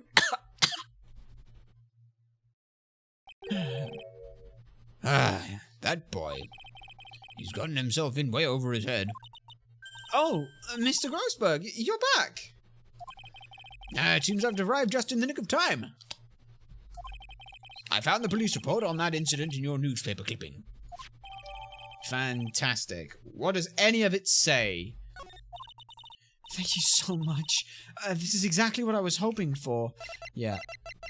I want to read it. District Courthouse. Victim, Diego Armando, age 28. Occupation as a lawyer. Suspect, Dahlia Hawthorne, age 19. Knew it. Armando ingested poison while interviewing the suspect regarding another case. Traces of poison were found in the victim's coffee cup, but no poison was found on the victim in the vicinity or on the suspect's person. It is unclear how the poison entered the victim's coffee cup. Okay, interesting. Yeah. And it would be this that she gave him. But the question is it still in there? Is it still in there? Would it still be there? Because we have a theory that... So our theory is covered in Wright's fingerprints, found in the victim's clutch.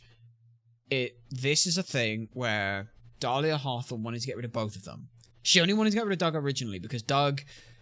I don't know, like some poison or something, some medication, whatever it is, some substance that she got from Doug, she used to kill Diego Armando. Diego Armando died. It was hidden in this. That's why she gave it to Phoenix to get rid of it, and so it was gone off her person. However, she then spent 8 months trying to get it back. Doug Swallow finally caught onto something and realized that, hey, something's gone unaccounted for, something's missing, something's a problem. Dahlia was in here, or done something. Dahlia's a problem. As soon as she heard that, she had a problem. She had intended originally to only kill Phoenix, because she had stolen his bottle of Cold Killer X in order to do something similar, is our guess. So she'd poisoned it. That's why she had it. That's why Phoenix lost it after lunch. Because, hey, she'd taken it. She had taken it. He'd taken it out to eat it after lunch. She'd swiped it while he was doing something else, busy, whatever. He'd lost it. She thought it had dropped it on the floor, whatever. It doesn't matter. But that was that. As a result, she had that and planned to poison him to give him that. As soon as she heard that Doug was there with the problem and told him that, she knew that she needed to take out both of them. Phoenix so she could get back the original locket, and Doug because he'd figured some of this stuff out. She was tying up loose ends. She realized she could do with 2 in 1, have Phoenix arrested for murder, and as well also have Doug killed off. Both of those worked in her favor completely, and as far as she was concerned, she was off. That's what ties this whole thing together. You'd better take a good look at it. It details how you came to lose your boyfriend. Now then, the defense has made a very serious accusation. Mr. Payne, what do you have to say about this? Well, really, Your Honor, May I interrupt you for just a moment, Mr. Prosecution? Don't you worry, my dear. I have this situation well in hand. Go right ahead. Madam Faye, are you seriously accusing me of killing my dear sweet Dougie? Yes. Yes, I am. Not only am I saying you murdered Doug Swallow, but you also tried to pin the whole thing on your current lover, Phoenix Wright. I told you that you should let me handle this.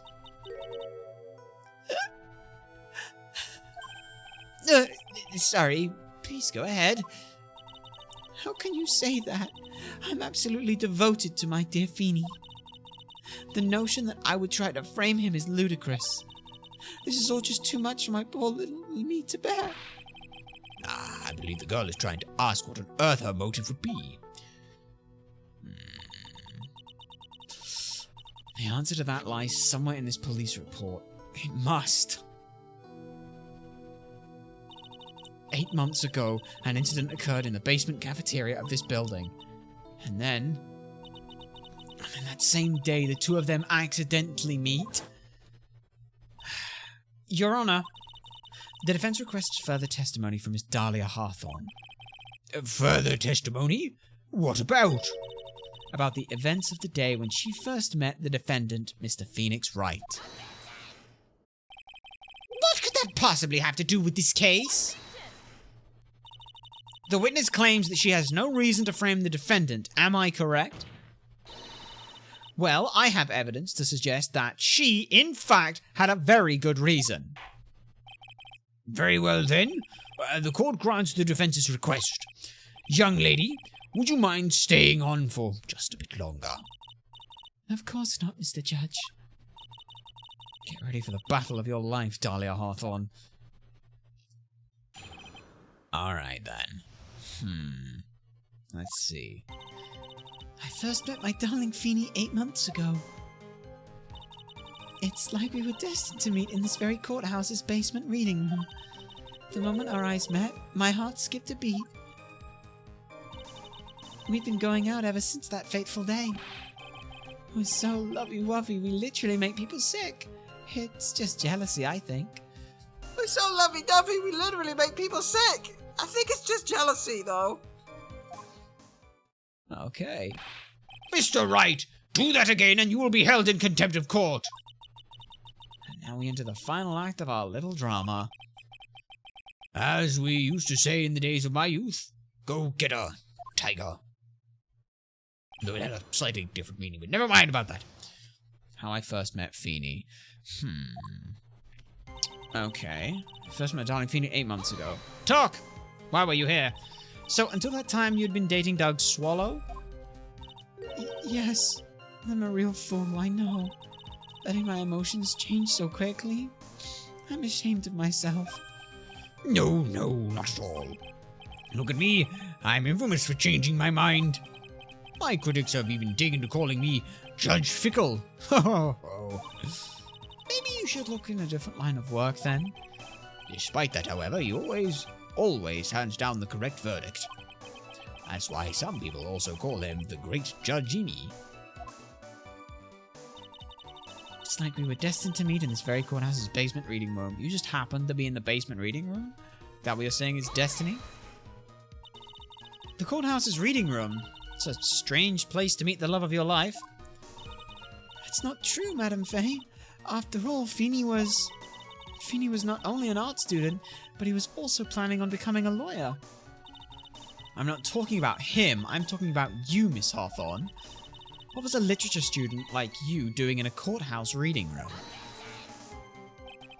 This line of questioning is a waste of time and has nothing to do with our current murder case. Miss Faye, I'm warning you, if this has nothing to do with Mr. Swallow's case... I have to remember the judge is on Dahlia's side. I'd better tread carefully. No, we keep pressing, though. Your Honor, if you'll allow me some latitude, I think I can establish relevance. Please ask her to continue on with her testimony. Very well. Young lady, I've got a simple question for you. What were you doing downstairs in the courthouse reading room? If it pleases Your Honor, then the answer is simply this. I had come to this courthouse to do some research for a paper I was writing. That's a lie. That is a complete lie. You were here being questioned on another case by someone else. That is a complete lie. That is a lie. Miss Hawthorne, you weren't here because of your research paper, were you? Didn't you actually come here for a much more important reason? But what is the meaning of that cocky smile on your face, Miss Faye? 8 months ago, right here in this very courthouse, there was another tragedy. Another tragedy? Do you mean the incident in which an attorney was poisoned?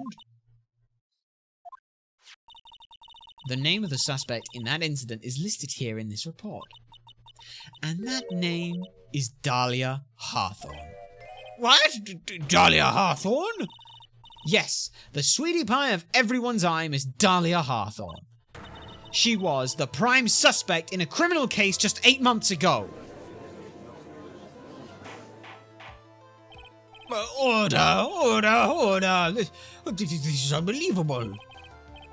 It's true, then. The loveliest rose can have the sharpest thorns. Miss Faye, that's not fair. You can't slander my witness with an unrelated case. I, Winston Payne, will not allow it. Mr. Prosecutor, I believe I was speaking. Pardon me, go right ahead. It's true that about 8 months ago, the police expressed some interest in me. Expressed some interest, Mr. Judge, sir, I know I'm under oath, so I'll tell you the absolute truth. I did not commit the crime that occurred during that incident 8 months ago. I see. Okay, I've tied the two crimes together. Now I've just got to stay on the offensive. Well done, Mia. Oof. You really lit a fire in my heart and my buttocks. I can hardly tell which is more inflamed, my spirit or my hemorrhoids. Stop. Mr. Grossberg, please, there are creams, and if it's that bad, please go and get surgery. You can get surgery for these things, okay? Please. The poisoning. I met the lawyer who was poisoned to discuss something in the cafeteria that day. I left my seat for just a moment, and that's when it happened. From what I heard, it was a liquid poison that is lethal at just 2 teaspoons. Not only that, I heard it was a very special kind of poison. So you see, I'm innocent. I wouldn't even know where to get a poison like that. Doug Swallow! Easy. So that's what happened here 8 months ago. However, as you've heard from the witness's testimony, she had nothing to do with it. I think the defense is just about out of tricks. I'm terribly sorry, Mr. Payne, but I'm afraid the defense has many more tricks up its sleeve today. And I'll be sure to show them to you before the end of this cross-examination. What the? Why does the defense suddenly sound stronger? Aha, Mia, you're growing with that true lawyer's aura, my dear. That proud posture and self-confidence. Absolutely smashing. Alright then, the poisoning. So yeah. None of this is relevant. I don't care to try and pin this. I've got no evidence for 8 months ago. It doesn't matter. You left your seat. I can't prove that that happened. What I heard, congratulations. I don't care how you found that out. I don't care how you know it. It's not relevant to this. Not only that, I heard it was a very special kind of poison. Good for you is exact same as statement 3. I'm innocent. I wouldn't even know where to get a poison like that. I know exactly where to get a poison like that. That would be from the person you were going out with at the time, Doug Swallow. You wouldn't know how to get that kind of poison. I don't believe you. What? In fact, you had easy access to that kind of poison, didn't you? At your boyfriend's lab. Boyfriend? You mean the victim Doug Swallow? That's right. Up until 8 months ago, Miss Hawthorne was dating Mr. Swallow. And if you'll recall, Mr. Swallow was a pharmacology student at Ivy University. For pharmacology? His laboratory contained highly advanced chemistry equipment. In fact, without such equipment, the culprit could never have obtained such a rare and special poison. Ooh, let's have a listen. Let's have a listen. Ooh. Ooh, let's go. Let's go. I'm getting very Steel Samurai vibes from this, and I don't know why. I like it, though. Ooh. Ooh. Ooh, it's picking up. I love these, like, 2 melodies playing over it. Like, you've got the one in the background that plays during the... Oh, that's beautiful motif. So you got the one that's like... When you're doing the questioning, and that piece or that instrumentation is playing the same... is playing that background bit. Yeah, there we go. It's come back in and it's hard. Oh, I love it. Love it, love it, love it. This is cool. Well, Miss Hawthorne, it seems you had access to such a poison after all. And then, it was just a matter of slipping it into the victim's coffee when he wasn't looking. The only person who could have done that was the one sitting at his very table. You. No! Order! Order! Order! Could it be? This is nothing but a baseless argument. May I say something, Madame Faye? What is it, Miss Hawthorne? The amount of poison in the coffee was 2 teaspoons, correct? In order to carry that much liquid, you would need some kind of container. Well, yes, that's true. I was searched immediately after the incident took place. Quite true. In fact, the entire courthouse was turned upside down. But they didn't find a suspicious container anywhere, did they? She's right. They even mentioned that in the report. Well, you could have easily gotten rid of something that small. Excuse me, madam, but this is a court of law. If you're saying I threw the poison and container away, I think you need to show some kind of proof. Proof? She got me good with that. Provide some evidence, or I'll have to disallow this line of questioning, Miss Faye. Unless we can come up with some evidence, we're going to lose this lead. The police conducted a full body search of Dahlia and the entire courthouse. And the container holding the poison disappeared right after the crime occurred. If you're going to accuse the young lady of committing the murder, then where is the container the poison was carried in? What happened to it?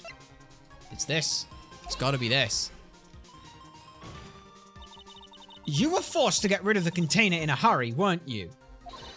And that's why you passed it on to someone who had nothing to do with the case. Someone that you knew wouldn't be searched. And who is this person? Phoenix Wright, of course. So the defendant was this witness's accomplice? Of course not. She gave the poison to him disguised as a present. What? But that's... That's a charming little necklace. Is this a little bottle? Ah, it's really quite cute. So what about it? What does it mean, Miss Faye? The day that the witness met and fell for Mr. Phoenix Wright was 8 months ago. August 27th, the very same day as the poisoning incident. Under the pretense of love, the witness gave my client a present. All for the purpose of hiding the one piece of evidence that would give her away. What? Are you saying that there's a deadly poison in here?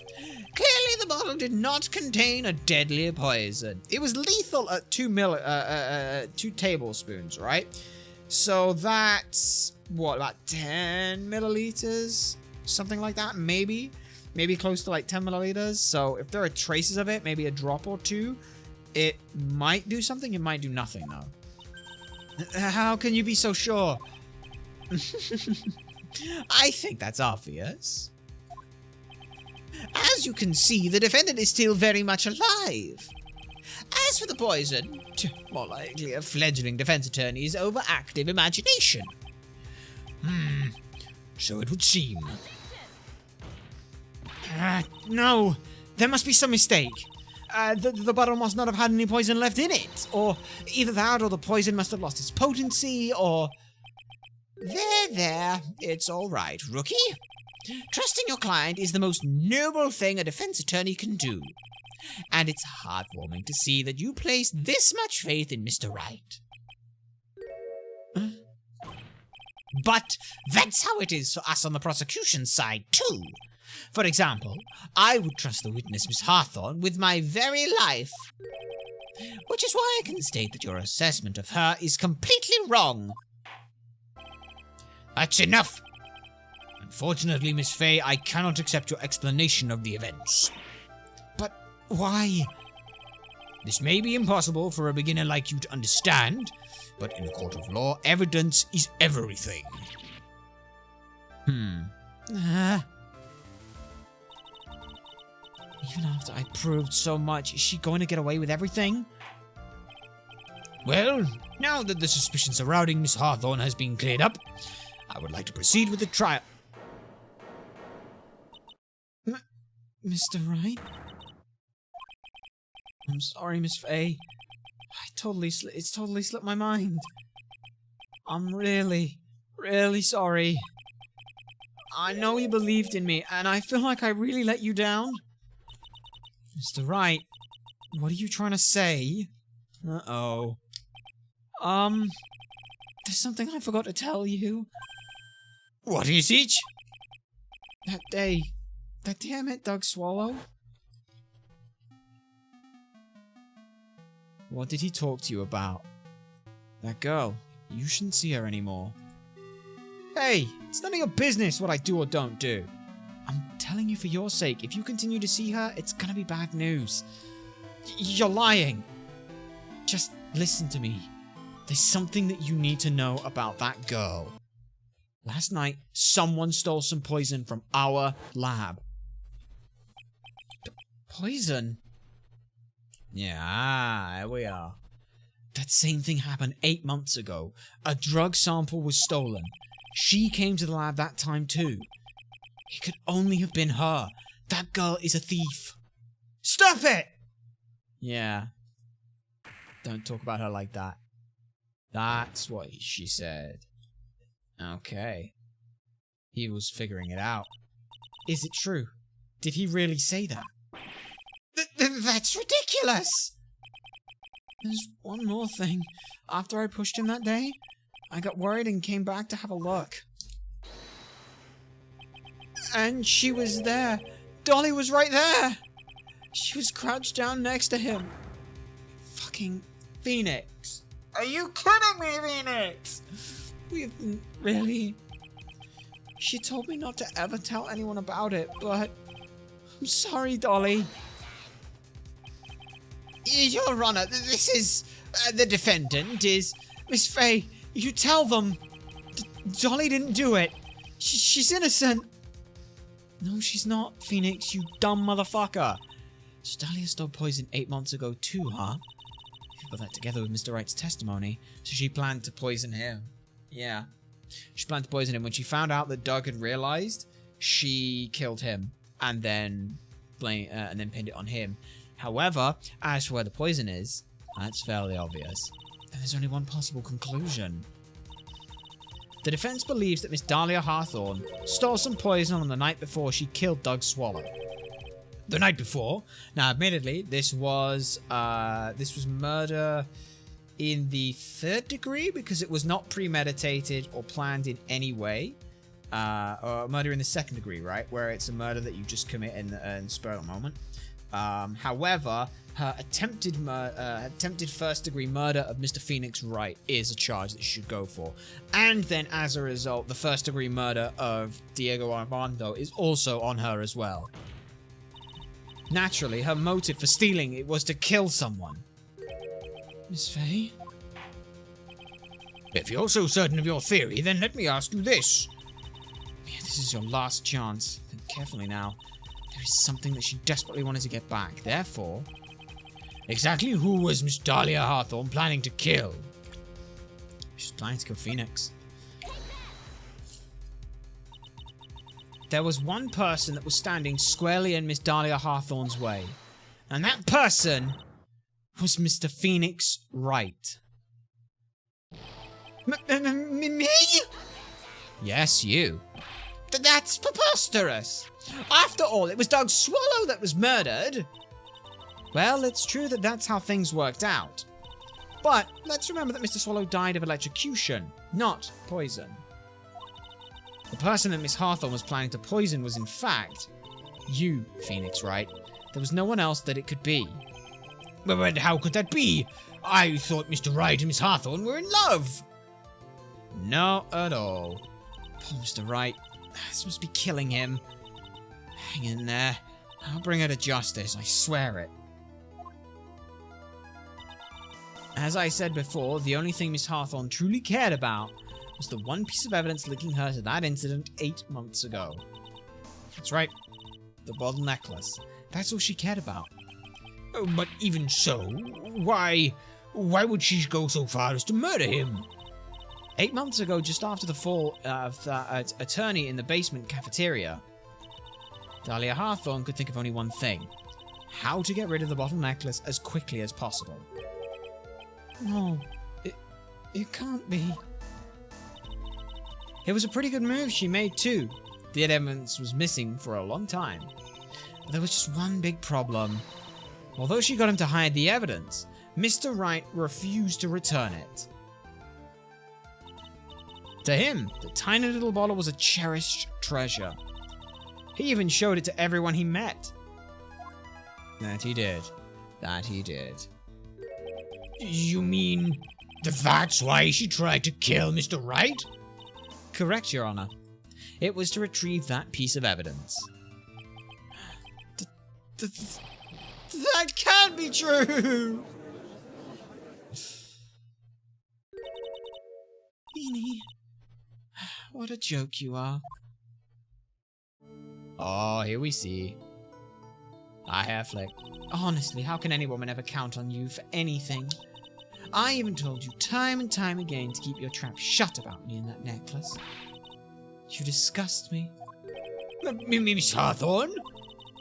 It appears that we're nearing the end of this trial. Fine. I can tell you plan on making me into a criminal no matter what I say. You are a criminal, Miss Hawthorne. I'll see about that. But first, where's your evidence? It seems your sniveling little crybaby for a client has eaten the bottle as a snack. Hey, old man, are you senile or something? Why don't you say something instead of sitting there with that dumb look on your face? Miss Hawthorne, what's happened to you? Are you really that shocked? Or would you prefer me this way, Mr. Judge? With absolutely no proof, you treat a voluntary witness like she's a mass murderer. Well, I have nothing more to say. I'll be heading home now, if you don't mind. But we're not finished with... Fine. Then ask this nasty old hag to finish up already. Ooh, that's a hell of a shot for a thing. I can't let her get away this time. Stop, Mia. If you keep on pushing without any evidence, you could pay the ultimate price as a lawyer. Ultimate price? Disbarment. You'll be forced to take off your attorney's badge forever, I'm afraid. No. You'd better think it over carefully, Miss Faye. Or should I say, Miss Grey? Well, Miss Faye, Can you provide evidence that would establish her guilt once and for all? Yes, I can. It's a long shot, but yes, I can. If I mess this up here, my career as a lawyer is over. But to be honest, at this point, I don't have any evidence that's well-founded. Even so, I'd rather lose my attorney's badge than let her get away with another murder. Your Honor, the defense would like to present proof. Impossible! You can't possibly have any... Stupid woman. It is the opinion of the court that there has already been enough discussion. Therefore, I will allow only one piece of evidence to be presented. Just one? If you are unable to establish her guilt, then I'm afraid that a very harsh verdict will immediately be handed down upon Mr. Wright. I understand, Your Honor.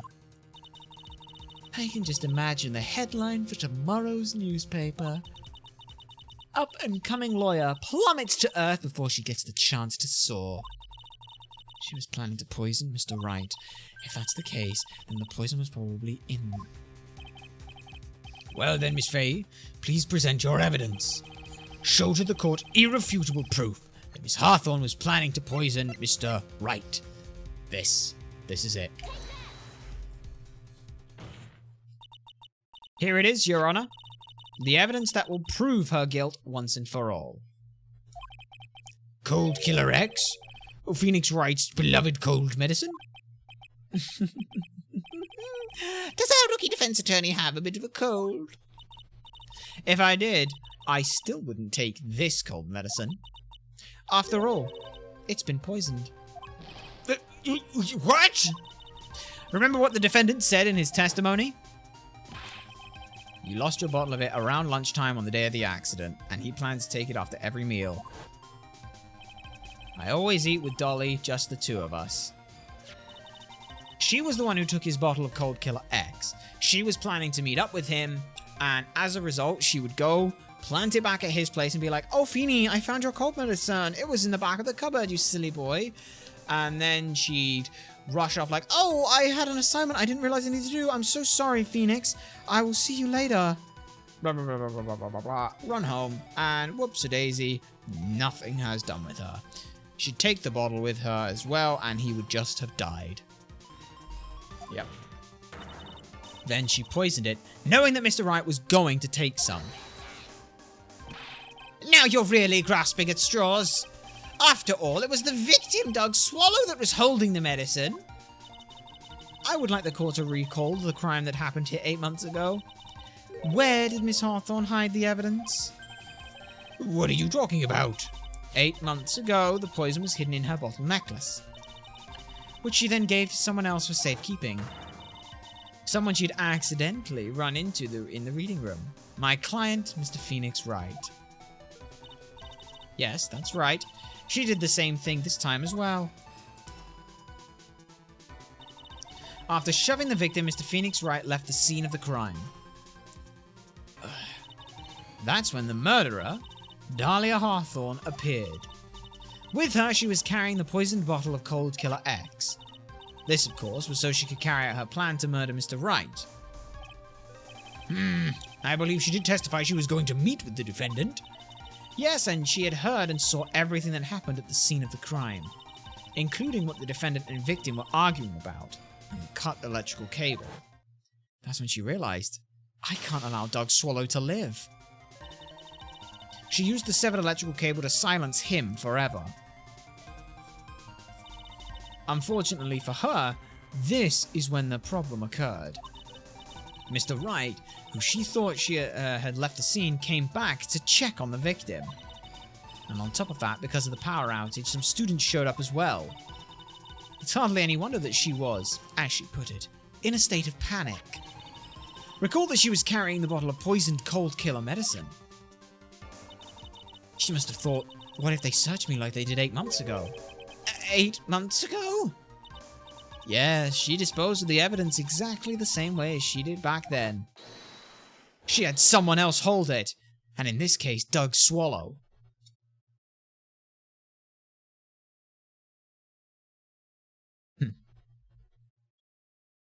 Yeah, right then. Well, yeah. Tell me we got the case. Oh, come on now, everyone. Surely you aren't fooled, are you? This stupid woman. She's nothing but a filthy, stinking liar. Right, prosecutor? Yes, that's exactly right. It's just pure desperation. I wonder which one of us is the desperate one. So, Miss Hawthorne, this cold medicine, I wonder if you wouldn't mind taking some. Well, Mr. Wright ate that necklace of yours, right? Now it's your turn to prove your innocence. What do you say? If I'm just a filthy, stinking liar, then there's no need to worry. So come on, show us! I dare you to take some of this medicine right now. Mia Fey. Mia Fey! Oh, that's... Do you think you've won? Well, do you, Mia Fey?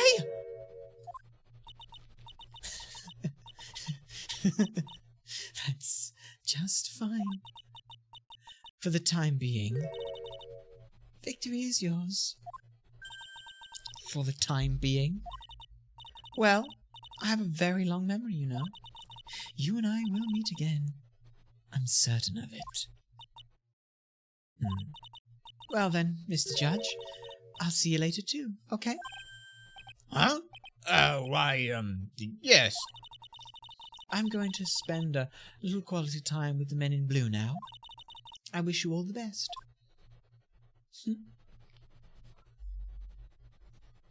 Okay. Phew. It's finally over. I refuse to accept this! The defense hasn't shown a scrap of evidence to support their outrageous claim. But even so, your witness seems to have accepted it. I don't care. I'm Winston Payne, and I don't believe one word that this rookie lawyer has said. Well then, Mr. Payne, let me ask you this. Yes? Would you care to try this cold medicine? What? Just a little earlier, I could have sworn you said... There. It's all right, rookie. I would trust the witness, Miss Hawthorne, with my very life. So if she's so trustworthy, then I'm sure there couldn't possibly be any poison in here, right? You see, yes.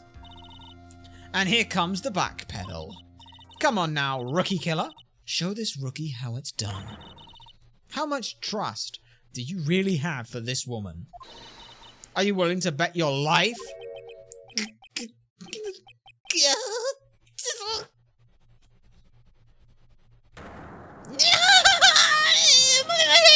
It's flying off! My beautiful hair! No!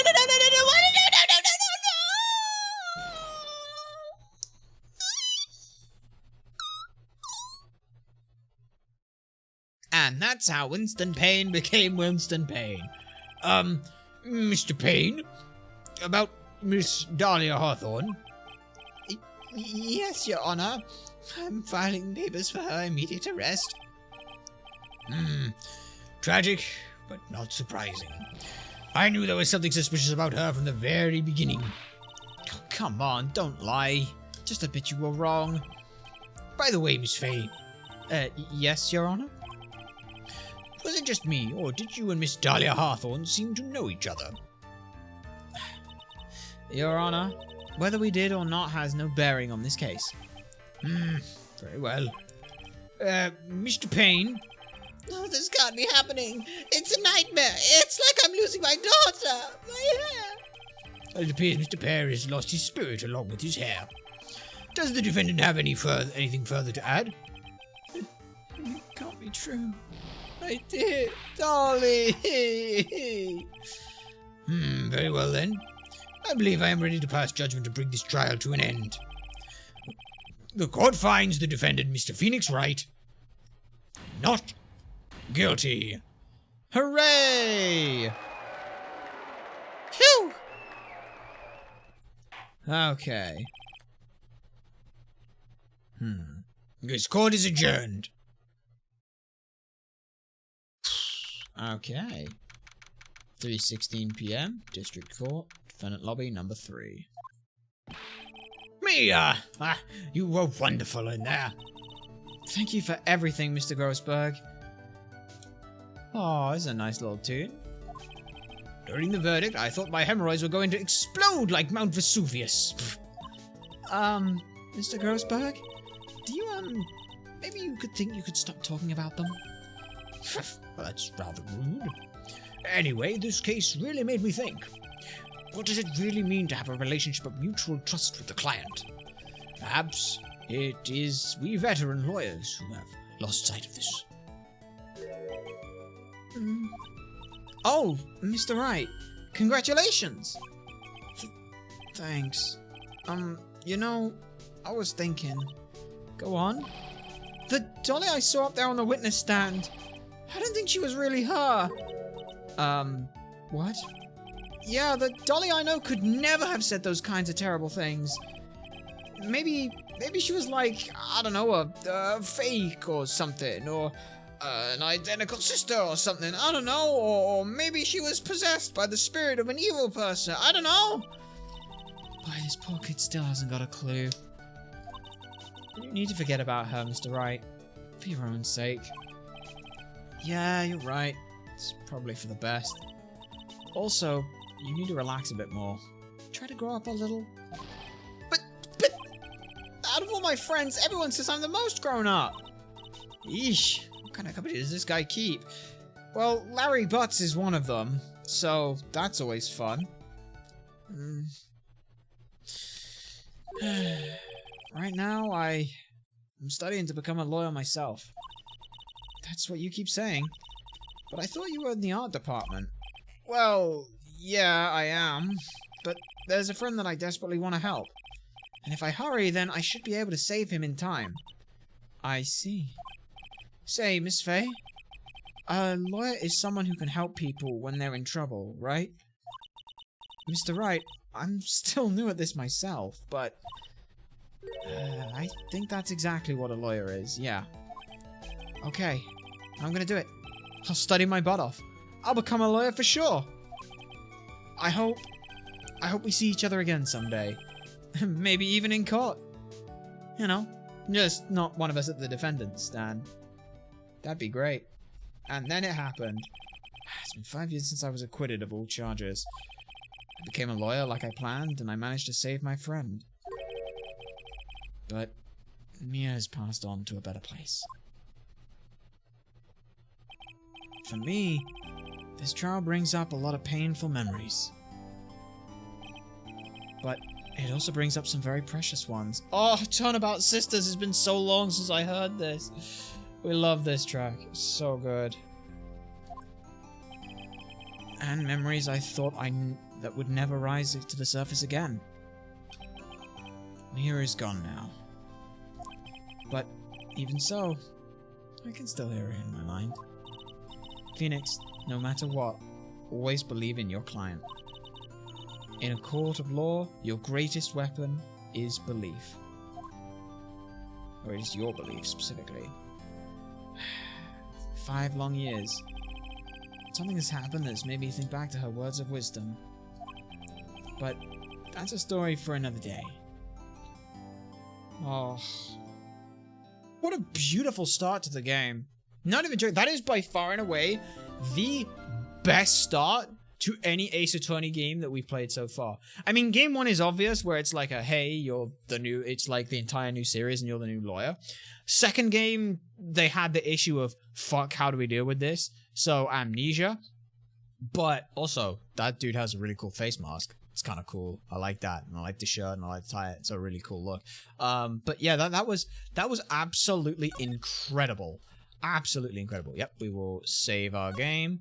And now we will save it in Save Data 3, Episode 3, The Stolen Turnabout. Well, let's have a look and see how this goes. The time is 1 a.m.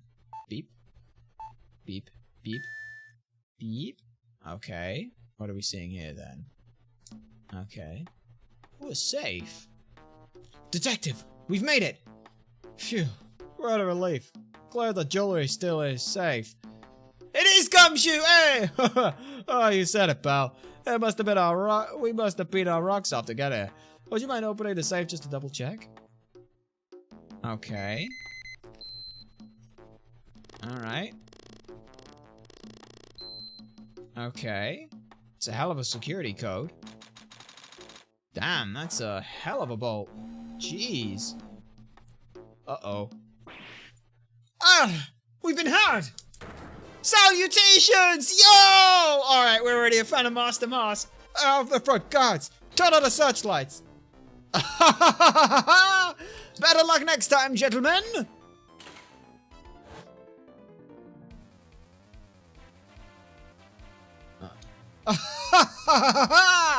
Excuse me, but I'm afraid I must be leaving now.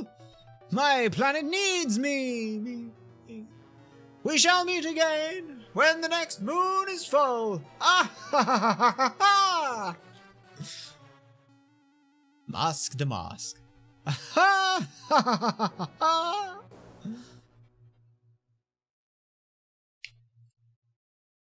That was kind of cool. Okay. Well, we're already a fan of Mask the Mask. Alright. So, I'm guessing we're going to have to figure something out with Mask the Mask then. That's going to be fun. Let's have a feel. Hey, Nick! Get a load of this! Hey! Are you listening to me? You can clean the toilet later! This is important! What are you freaking out about now? Oh, Maya's theme, yes. Love it. Let's go. Today will be the last time you talk to me that way. Huh? We're about to hit the big time. Big time? What do you mean by we? You don't mean me and you, Ha! Oh, don't be silly. I'm talking about me and Pearly Pals! Ah, it's been so long since we've seen this lot. Oh, it's beautiful seeing you back. How you two been? We hope well. Hello! It's a pleasure to see you again, Mr. Nick! Pearls! Oh, you haven't changed a bit. Wait, what are you doing here anyway? Haven't you heard, Mr. Nick? Here, take a look at this! What is this? Some kind of poster? It's the army thing. Crane Village. Isn't that? Yeah, that's the... Oh, that's the army base that was broken that you didn't know how to spell army, so it says I am and it's completely wrong. Yeah. That's right. It's our hometown. Pearly and mine, that is. What's this about treasures from the boonies? Ha ha ha! Ha ha ha, very funny. You can laugh all you want, but you'll be singing another tune tonight. Tonight? What's this about tonight? The Treasures of Karain exhibit doesn't actually start until next week, but the promoter sent us some special VIP entry passes. That's why I dressed up extra special today. What do you think, Nick? Huh. Same Maya, different day. This young lady here is Maya Fey. The younger sister of Mia Fey, my friend and mentor. That she is. I first met her 2 years ago. I was working on the case surrounding Mia's death, and ever since then... I've been the one who's been keeping this law office afloat from behind the scenes. Actually, that's just a cover for her true identity. In reality, she's a spirit medium, and a bit of a shady character. Hey! Who are you calling shady? And this little girl is Pearl Fey, but I usually call her Pearls. She's Maya's cousin and spirit medium in training herself. I know I'm a bit young, but I want to help in any way I can, Mr. Nick. Okay. Karain Village is the home of the mysterious Karain channeling technique. And Maya here is the daughter of the Karain School of Channeling's master. Right, yeah. I know it sounds ridiculous, but it's no joke. I've seen her power with my own eyes. It's the real thing, alright? Earth to Nick! How long are you gonna make two gorgeous women like us wait? Yes, Mr. Nick! I can't wait any longer! I want to see the exhibit! Looks like I don't get a choice here. Might as well head on out. Okay. Alright. Let's see it then. Lordly Taylor, huh? Main exhibit hall. Alright. Lordly Taylor. City's fanciest and most expensive department store. Treasure exhibit, huh? I have to admit, I'm pretty impressed. Ooh, lots of stuff from Crane. Oh, this is awesome! Yeah, you can make even the cheapest junk look great here. All depends on how you display it, I guess. Oh, they even have the dusty old hanging scroll that was in the Fame Manor storeroom. Oh yeah, I remember scribbling on it when I was a little girl. On a family heirloom? Jeez, man. Say, Nick, the person in charge of this exhibit is waiting for us in the basement warehouse. Alright. I guess we should go and say hello. Alright then, let's move to the basement warehouse. Alright. Yep, this is a basement warehouse, alright. This place is scary. It feels like a monster could jump out at you at any time. Oh, don't be scared, Pearly. I'll protect you. Oh, Mr. Wright. Who's this voice? Yeah! A monster! You were right! Huh? The monster?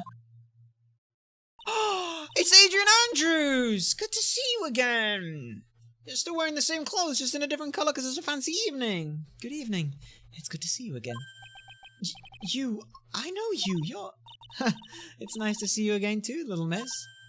Ah, hello! She's a friend of yours, Nick?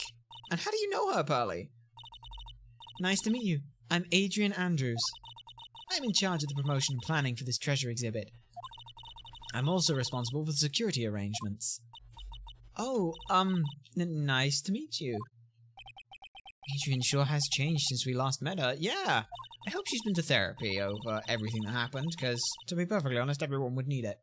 So this is the warehouse. The really valuable exhibit items are still stored away here. Alright, well, let's have a talk about you. It really has been a long time, hasn't it, Mr. Wright? Nick, what's going on? Who is this woman? Why are you freaking out on me? What? Just thought it'd be more dramatic if I got all worked up, that's all. Mystic Maya, you shouldn't let him off the hook so easily. Please, Maya, don't say anything that'll needle Pearl's further. Mr. Wright was there for me when I really needed help. It was something that happened about 7 months ago. You remember, don't you? The Nickel Samurai case? Not really. I was stuck in a dark wine cellar. Did that escape your memory, Nick? After that, I quit being a manager and started this job. Wow, that's tough. I'm sorry, Miss Andrews. If it wasn't for us... No, don't say that. I'm glad the whole thing happened. Thanks to you and everyone else that was involved, I was able to change my whole life. I am really grateful. Phew, that's a relief. I'm really impressed, Miss Andrews. Handling a huge exhibition like this must be very tiring. Well, Lordly Taylor is celebrating their 200th anniversary this year. With the works on display in the main exhibition hall are worthy of the finest museums. Woohoo! Did you hear that, Pearly? The finest museums. I sure did. That's really wonderful. So, this basement warehouse is pretty well protected, huh? Of course it is. After all, there are some priceless treasures here. The security guards are very highly trained as well. Well, that does sound good. So, what's with the face she's making? Okay. Can we have an examine on some stuff? We got anything? We got a computer. This computer. Yeah, it looks like it's sort of hooked up to the security camera above. And that means what? The camera that's set up to take a photo of anyone that goes in and out of the storeroom. Then the data from the camera gets uploaded to the computer here. That's what. I see.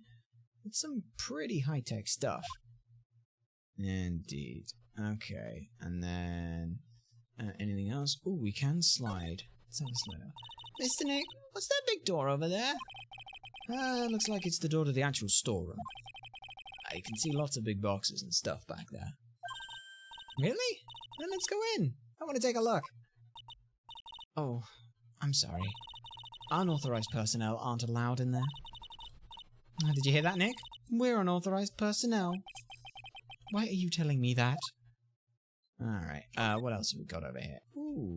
Ooh, okay. Origami, what do we got here then? Mystic Maya! Take a look next to the door. That's Mystic Army, right? Yes, that is a statue of the woman who invented the Korean channeling technique, Army Faye. This statue is on loan from one of the training halls of the Faye branch family. In fact, it just arrived this morning. Nice! It's holding the Shishito. Shishishito. It's the Shichishisho. Yeah, that's a fun word to try and say even once fast. Okay. What's that creepy looking thing she's holding? Oh, don't ask me. How should I know? Well, you are the future master, right? Maybe so, but this is the first time I've ever even seen this statue. Ah, that thing is the Korean Shishishito. It's a ceremonial sword. It's not a real weapon, so the blade isn't sharp. Aw, phooey. I wanted to cut something. What are you eyeing me for? Oh, look, it's already 8. Have you all eaten yet? Well, actually, I've already made a reservation at the restaurant on the 12th floor. Why don't we all dine together? Ooh, I like the sound of that. Dine. It sounds so fancy. I'll have the kids' lunch. Pearly, it's dinner, not lunch. Why don't you go for it and really eat your fill with the kids' dinner? Okay, in that case, one kids' dinner for me. Shall we head upstairs then? After that pleasant evening, all that remained was to wait for the exhibition's opening. It was wonderful seeing Miss Andrews looking so happy. None of us could have imagined that the very next day, something terrible would happen. Uh-oh. Uh-oh. What's been stolen? What has been stolen? Nick! Oh, this is terrible! What the? You're cleaning the toilet again? I never knew you were such a toilet freak! Give me a break, would you? My brain just hit the snooze button for the 5th time. I'm going to turn on the TV. Okay, what's happened? We've got an update on the recent treasure heist. Based on clues found at the scene of the crime, authorities have announced that they believe it was the work of the renowned phantom thief, Mask Damask. Mask Damask? According to a spokesperson, Lord Lee Taylor received a threat letter some days ago. This is the fifth heist by this phantom thief, who only targets rare treasures. Lord Lee Taylor was... Please tell me the stuff was insured. Well, Nick, what are you going to do? Don't you dare go back to scrubbing the toilet. Treasure, Lord Lee Taylor, you don't think that... Yes, now get up. It was stolen by Mask Damask. I like the star in the Mask Damask name. Our most valuable treasure. The Korean sacred urn was stolen. What?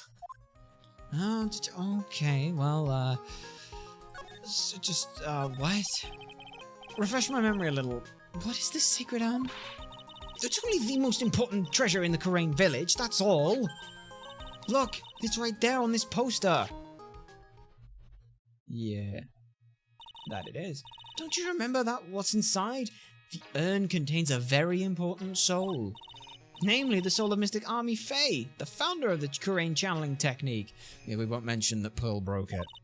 Right, Pearly? Yes, that's right. Hold up. I thought the urn had the name Army written on it. Now it says I am. Any idea how that happened, Pearly? Well... There are some things best left unsolved, wouldn't you say, Mr. Nick? Yeah, she might have broken it. That's right. 1 year ago, there was a murder in Korean village, Maya's hometown. The sacred urn. Turned out to be an important clue in that case. It did indeed. Alright, last year's incident. Ah, it was terrible. I was arrested and everything. That you were. At least I don't think you got arrested for this one. 1 year ago, the murder in Karain village. A man was killed during one of Maya's spirit channelings. And this urn wound up being the key piece of evidence that proved her innocence. Mr. Nick, would you mind not telling Mr. Maya about that? You promised, remember? You said you wouldn't tell anyone I broke the urn. Oh, yeah, that's right. Now I remember, this urn did used to say army on it. Oh, I don't want to look at this picture again. Until Pearls accidentally broke it into a million pieces. She tried to secretly fix it. Let's just say that it didn't work out so well. Sorry, I'm not so good at arts and crafts. Spelling either. Oh, it's okay. Anyway, this is how her gluing project turned out. She put the pieces back together wrong, and now instead of art saying army, it says I am. Which, you know. I can't believe nobody's noticed that until now. It's been a whole year. I can't believe it myself. Yeah. Okay, and... what do you want us to do? Okay, so the toilet is shinier than the judge's hairs, so let's see what's next. What's wrong with you, Mr. Nick? What's wrong with you, Nick? What do you mean? What do you mean that? Mr. Nick! Your beloved Mystic Maya's treasure has been stolen! Doesn't that even bother you? But I thought the urn was the village's treasure, so I don't see how... The village is Mystic Maya! She's the future master of the Kurain School of Channeling. You know what I'm talking about, Mr. Nick. I won't let you say that you don't. Okay. So, what am I supposed to do about it? Isn't it obvious? Go and find the bad guy who did this! Yeah, and get the sacred urn back. But I'm not a detective, I'm a lawyer! That has nothing to do with this! It has everything to do with this. If you're a real gentleman, you would find it for your beloved Mystic Maya. No, man. There is no winning against Pearl's fairy tale image of love. So what's the name of this bad guy again? Master Mask, Nick. Make a note of it. Mask Damask. Okay, move over. See if we can talk to Miss Andrews about any of this. She's got anything to say. Right, let's see if we can find some clues that might lead us to the bad guy. But it doesn't look like anything has been disturbed here. Yeah, it looks pretty much the same as it did last night. Bad guy, huh? Hey, you can't poke around here. Hey, you can't poke around there, pal. Wait a minute. That voice. Oh no, not him again. Toastbot! Salutations! Toastbro, it's a pleasure to see you here. I've been recommending this game many times. Is it worth playing? Well, this one specifically, we don't actually know because we're still in the process of playing it. However, the series as a whole, absolutely phenomenal. Very much a fun game. Great story to it if you're into the sort of mystery genre, figuring some stuff out. It can get a little bit difficult with the game where it's like hey, I figured this whole thing out, but now you've got to go through it. However, if you do end up doing that, in that case, think of it less about you know, finding out who's done it, and more a case of proving and showing to everyone else in a logical way who done it, in a slow, methodical way to plan out. But it's a very, very fun game. We hope you enjoy your look at this. This is the third one in the game, in the series. We believe there's 6, technically 7 if you want to include one that we do include. So there's technically 7. But we did also hear as well that the other ones, the other 3 mainline games are getting made into sort of the PC version. So if you are very much interested in that, then this is definitely something to look into. But they are very, very fun. And you know, if you want to have a look around, then well, you've got this to have a think about it. This is Case 2. This is what's known as the investigation side of things. So it's kind of broken up into like 2 sections. There's investigation, gather clues, understand things, find things out. And then there's trial stuff where you go to trial and you actually try and now use all that and bring it all together to bring it home. This here is Gumshoe. You will learn to love Gumshoe. Ah, it's you! And I'm the one who should be saying not again, pal. Why is it that every time something bad happens, you always show up, pal? I should be asking you that. Aren't there any other detectives? Have you ever watched Detective Conan or Case Closed? Can't say we have, but it was on our list. We have heard of that. That's the one with the detective who gets turned into a kid by a gas and then has to do all the solvings of these cases when pretending it's someone else. And there's a lot to that show, if we remember correctly, with Detective Conan. If we remember correctly. Not 100%. We may be misremembering stuff. No, I should be asking you that. What are you doing hanging around here? Hey, I asked you first. Why are you here Alright, we get it. Why don't you two kiss and make up already? Pretty good stuff. Nice. Hello. It's been a long time, Mr. Scruffy Detective. Oh, it's you, little missy. Actually, my name is Gumshoe. It's Detective Dick Gumshoe. Now's a good chance for you to try to remember it. And if it's too long for you, you can just call him Dick. Okay, it's good to see you again, Mr. Detective Dick. Yeah, good to see you again too, I guess. Alright, what happened? Mr. Detective Dick, can you tell us about what happened? Oh, you're trying to remember my name? Atta girl. It's just Gumshoe, okay? That'll do. Anyway, the thief stole something called the Sacred Urn. I know about that. Oh, well, the criminal's name is Mask the Mask. I know about that too.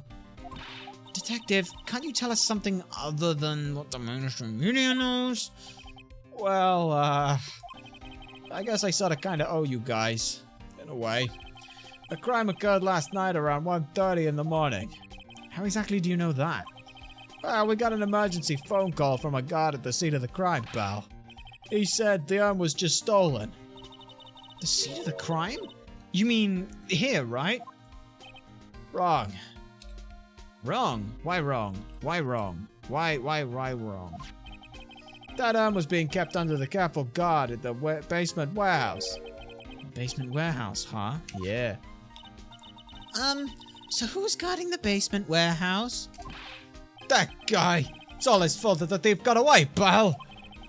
He solves one case and he gets a swell in his head thinking he's that ace detective, huh? Ace detective? Ace detective, huh? So why do you call him an ace detective anyway? That's what he calls himself, pal. I didn't make it up. So, what's he like?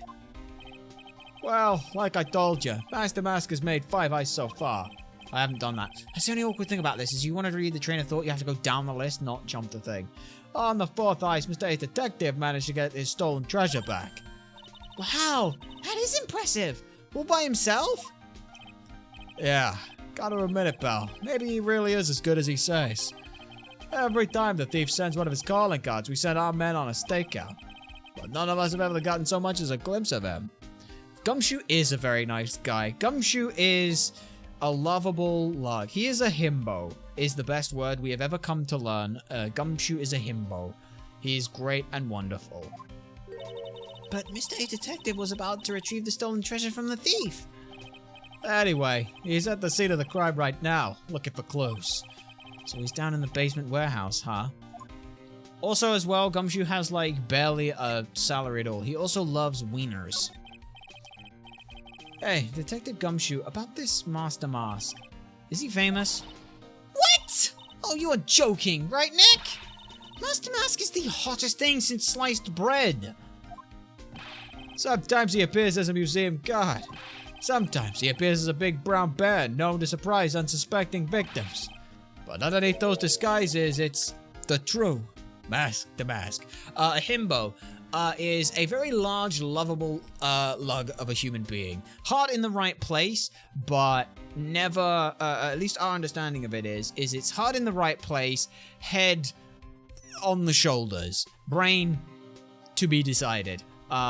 Always tries to do what is best, sometimes doesn't always get around it right, but will at the very least try and make amends on things, and that kind of stuff. Think, let's see, do we have any other examples of himbos? Kronks, Johnny Bravos in our things. We don't know what a Johnny Bravo is, but apparently that was one there. Never heard that term. I'll keep that in mind. It's sort of the big lovable idiot. So he's some kind of master of disguise, huh? And he only goes after the finest works of art, pal. Last night was his 5th heist. If Lordly Taylor had only cooperated, I could have had caught him this time. What? Then you knew he was planning to steal the sacred urn? Of course I did. The guy always sends his calling card before he steals something. Calling card, huh? They mentioned that on TV. So what about the calling card? So what's this calling card? Here it is. But don't show it to anyone, pal. It's top secret, alright, pal? What's this mark on the front? That's Master Ma's signature emblem, pal. You could say it's his mark. All of his calling cards have got him on it. They didn't mention that on the news flash. Well, we're withholding that detail from the public for operational reasons. The only way we can tell if a calling card is real or not is by this emblem. Ah, smart. That makes sense. When you get famous, there are always going to be imitators, and if there are imitators, you don't know who to go after. Mr. Nick, if you work a little harder, maybe you can have your own copycat someday.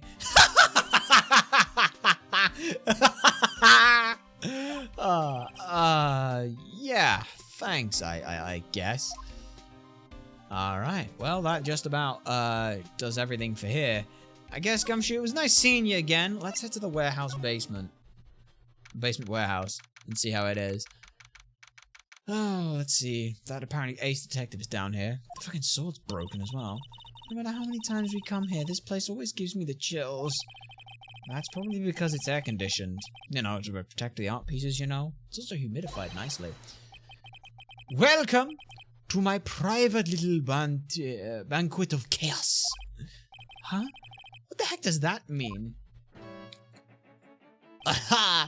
I'm afraid I have very little to offer, but please, make yourself at home. Who are you? Shh! Silence!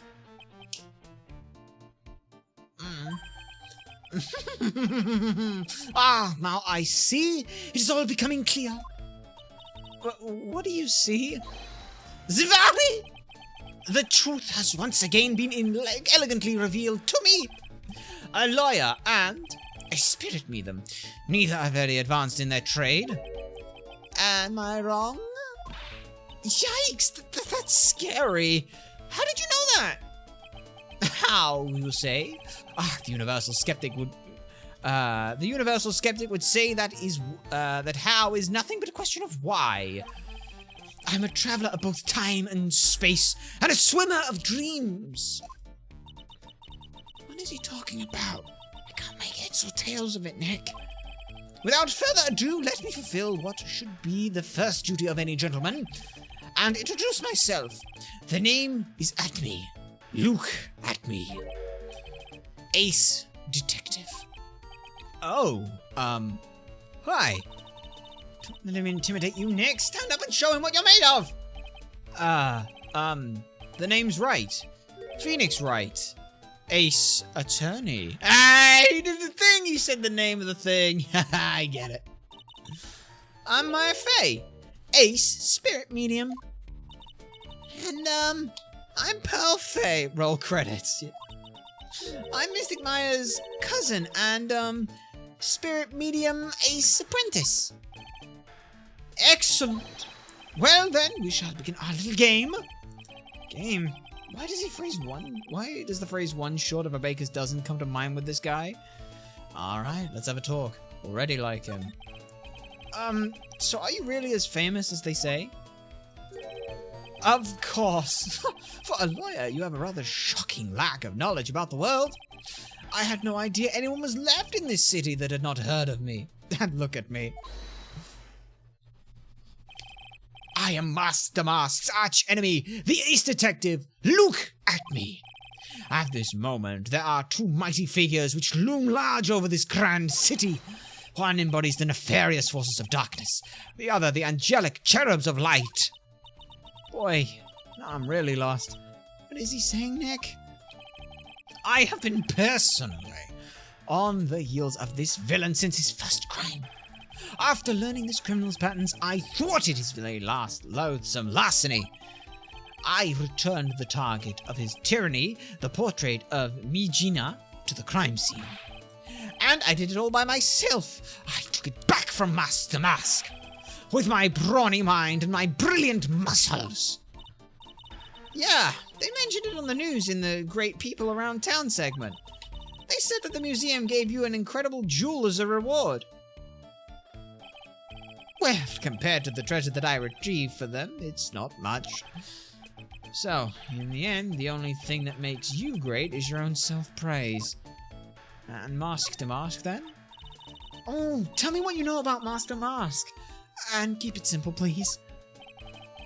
Like about how I have devoted my life to thwarting his dastardly deeds. Last night, here in the bowels of this store, we were locked in a most glorious battle. I see. Hang on a second. What? You were here last night. Here in Lordly Taylor. Naturally, wherever Master Mask goes, you will always find Acme laying his elegant traps. Elegant traps? More like Master Mask out-eleganced you and made a beautiful getaway, huh? But this time, I allowed him to escape with the illusion of victory. Yeah, I wonder if I should ask him about what happened last night in more detail. Can you tell us exactly what happened here last night? But of course! After all, I always say there should be no secrets between aces. Flattery will get you nowhere, Pinocchio. I first received the request for my services 20 days ago, and it was 10 days ago that we received Master Mask's calling card. Huh?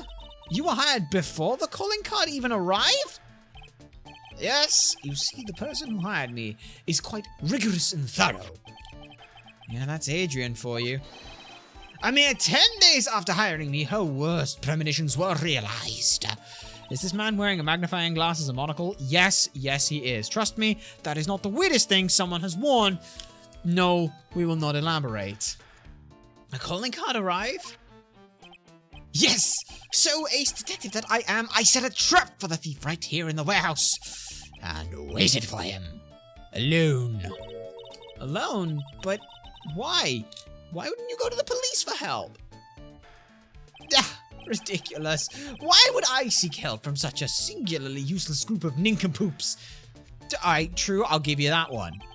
You got a lot of nerve. After all, it was you that let Master Mask get away. I always operate alone and concealed, out of sight of others. Concealed? Precisely! Even the guards on duty here were unaware of my presence. So the only person who knew you were here was Adrian Andrews? To fool your enemies, you must fool your friends. It's my own original proverb. Fuck off. Anyway, back to what happened last night. As I was saying, I hid here in the warehouse and waited for the thief to arrive. But I swear to you, not a solitary soul came through that entrance. Nevertheless, the sacred urn disappeared. But that's impossible. How could it just disappear? How, you ask? Don't be ridiculous, Sir Lawyer. If I knew the answer to that question, I would not be here. For someone so seriously messed up his own stakeout, he is rather full of himself. So you're saying that even though no one came through those doors last night, our precious urn still somehow vanished from under your nose? That's just not possible, surely. Right. Okay then. Okay. Do we want to maybe examine some stuff? Because I got some things I want to see here, first of all. Sir Lawyer, please refrain from such crude behavior. What do you mean? The criminal is an artiste. The crime scene is the canvas upon which he paints. Only I, ace detective Acme, have an eye which is educated enough to read the signs. Could you translate that for me, Nick? I think he pretty much said, don't touch anything, amateurs. If there is something you wish to know about, you have but to ask me. I know everything there is to know about my rival, Masked Mask. What do I do now? Does he have any top secret information? Stuff that only a real crime buff would know? I think I'll think about what to ask while I listen to what this detective has to say. I wonder then, if I got anything I could present to you? Maybe my attorney? No, my attorney's badge wouldn't do anything. This wouldn't do anything. I wouldn't do anything. That wouldn't do anything. That wouldn't do anything. That wouldn't do anything. Maybe this would do something? Do you want to throw this at you? Masked Mask's calling card. It's got his emblem printed on it, right? Quite impressive, but I would expect nothing less from my arch-rival. I'm surprised to see you in possession of such a top-secret piece of information. Well, we've got an ace lawyer, an ace spirit medium, and an ace cousin apprentice here. Yes, indeed. I think I could learn to like you, my fellow ace professionals. I don't know if I really want to like this guy. I don't think I ever want this guy to like us. Ever. Well, Sir Lawyer, I've been told that you too are pursuing the mysterious thief. Well, I'm not sure I would say that exactly. That's right! We're going to find the sacred urn no matter what we have to do. Excellent. I will trust you. I permit you to take a look around while I investigate elsewhere. If, perchance, you should discover something of value, return then to my office. My office is Earthly Delights, the Acme Detective Agency. Office of Earthly Delights? Well then, Sir Lawyer, if you'll excuse me, I have much to do. But wait a minute. He's gone. I don't like the idea of doing this guy's work for him. I'm just gonna get Gumshoe to do it. I'll do our work for us instead. Come on, Nick. Don't worry about it. It's no big deal. Let's hurry up and investigate before he changes his mind. I want to go to his office too. Take me with you, okay? Well, we can examine now, which is a start. That pathetic-looking wooden box. Ah, that's the box that the sacred urn had the sacred urn in it. Don't touch it. There may be clues of the thief's identity on it. I worked so hard to make that box. Huh? You made that poor excuse for a box, Maya? What's that supposed to mean? Phoenix, come on. You're doing a pretty good job on voicing the characters, not gonna lie. Thank you, we try. I mean, there's no point in us sitting here reading all the lines in the same voice, because then anyone who's just listening to this, it doesn't do anything. We may as well at least give you something entertaining. This is a visual novel, so we gotta do that. That urn has always been on the stand in the Winding Way in Fey Manor, so there was no box suitable for it, Mr. Nick. And I was so proud of it. Poor Maya. Maybe it'd been better if Master Mask had taken the box too. Yeah, struggle with that. It's a thing we try at the very least. Wow, this is awesome! Look at what did Miss Andrews say it was called again? Shishishito. It literally 7-branch sword in Japanese, or so Miss Andrews says. Whoa, it's pretty heavy. One hit, 7 times the fun. Pretty catchy, huh? I bet it'd sell like hotcakes. There's something about it that bothers me. Wow, you're really firing on all cylinders today, Pearly. This sword. Wasn't Mystic Army holding it last night? Ah. She was. It's also bent. Another thing, the sword wasn't bent last night like it is now. You're right. Awesome, Pearly. I wouldn't expect any less from my little ace apprentice. The sword is bent, so that must mean last night someone used it somehow? Ah, I just thought of something. Maybe Detective Atme smashed Master Mask with it. Like this. God damn, my foot! What the heck? Maya! Ow! What do you think, Pearly? I think it's even more bent than it was before. Oh, my head. My hair! Why did you drop it on my foot in the end? Oh. Shishito. That's still not a fun word to try and say. Well, it's not that it's not a fun word to say. Anyway, what have we got? Surely the computer saw something. Hey, Pearly, do you know what this is? It's a computer. A computer. Oh, I've heard of those. It has such a cute name. But, the last I in... So it's pronounced more like... Shishito. Shishito. Shishito? Ah, okay. Thank you very much, Tosbro. We are not very well versed in a lot of your languages. We're barely capable of understanding English, so any other language is almost entirely out of our range. But so it's a shishito. Okay. Thank you very much. We appreciate the additional information, because that will make it easier to say.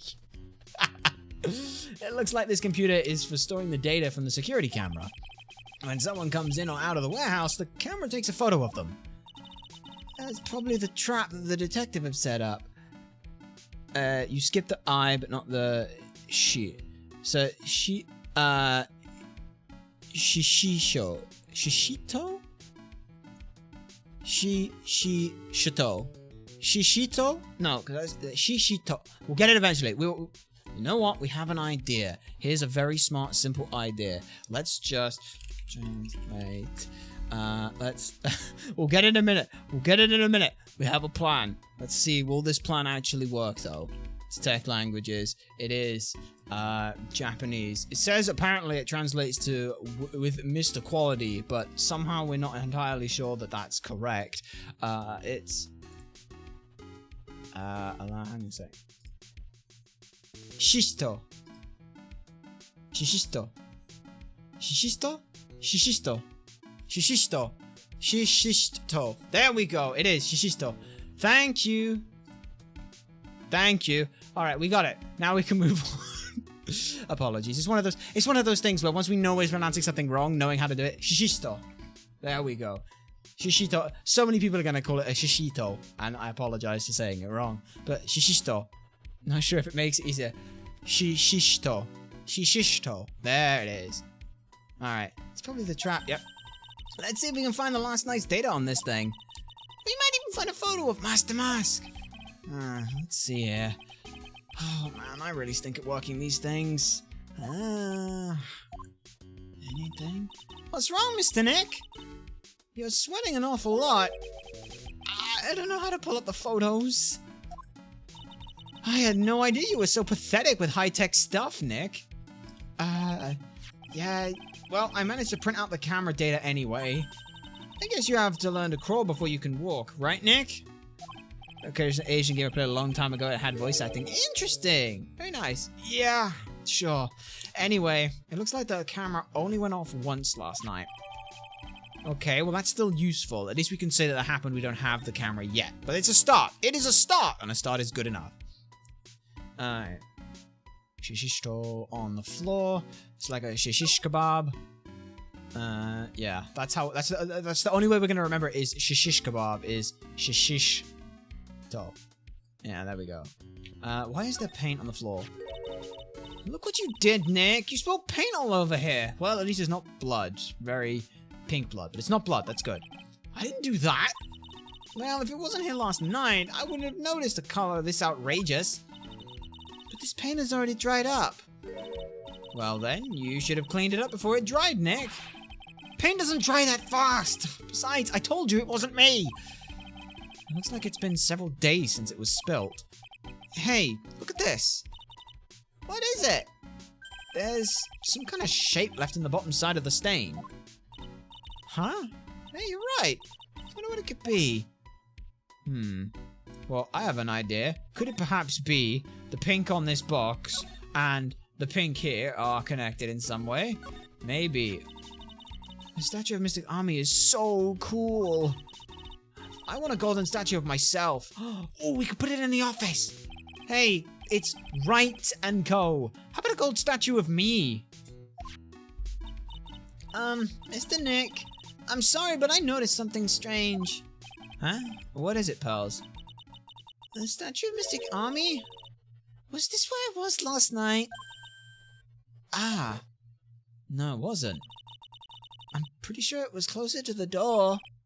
Yeah. No, I think you're right. Great job, Pearly. I wouldn't expect anything less from my ace cousin.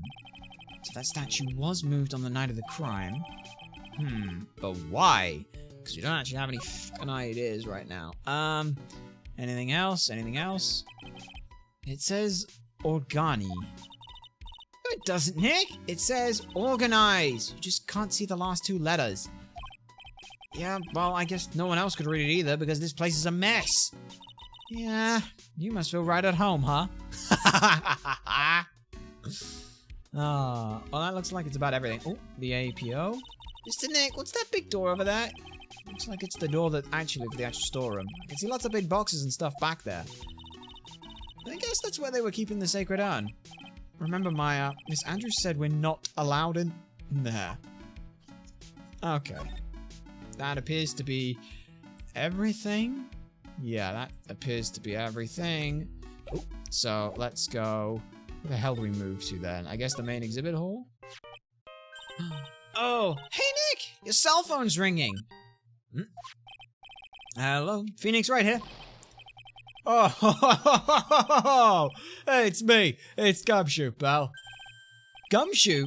What is it? What's so funny? I'll tell you what's funny, pal.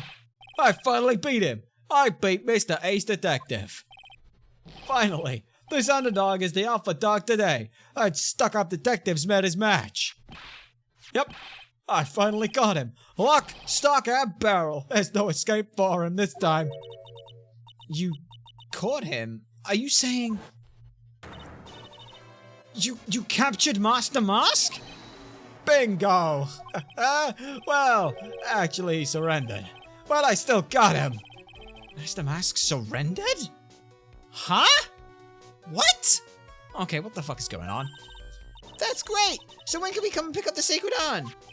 Well, you see, I was gonna tell you. Tell us what? What something's wrong? What's wrong? What have you done? Do you think you could swing by the detention center sometime? The detention center? He wants to talk to you. Master Mask, that is. What? He wants to talk to Nick? Have you ever watched Better Call Saul? Nope, can't say we have or have ever heard of it, Toast.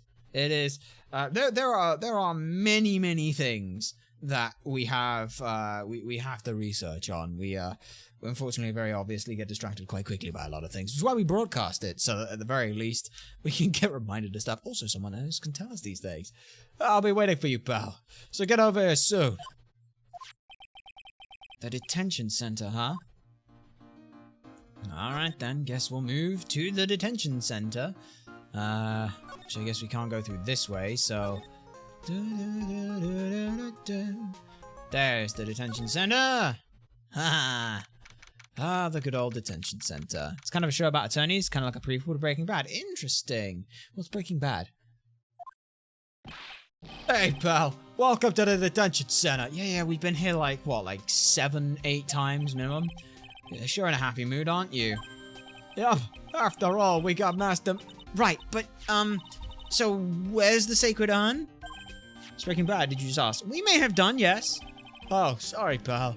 I guess I didn't really think about it before. But you're the victim in this case. Huh?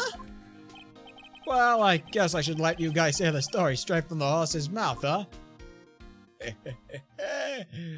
Alright. You know, he's right, Nick. He is? If you think about it really hard, we are the victims. It's probably the most popular show on Netflix. Interesting. Well, I guess so, in a way.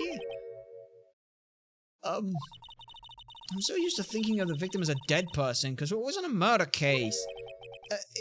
Excuse me? But anyway, I have to get the sacred urn back. Please, don't just ignore me! Hi.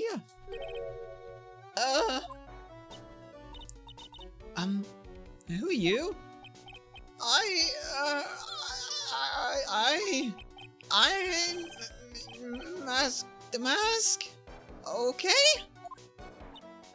No. Hey, Nick. Doesn't he look kind of, well, angry, scrawny, a little scrungle? I'm Rhonda Light, the famous Master Mask. I don't think this guy could punch his way out of a wet paper bag. Okay.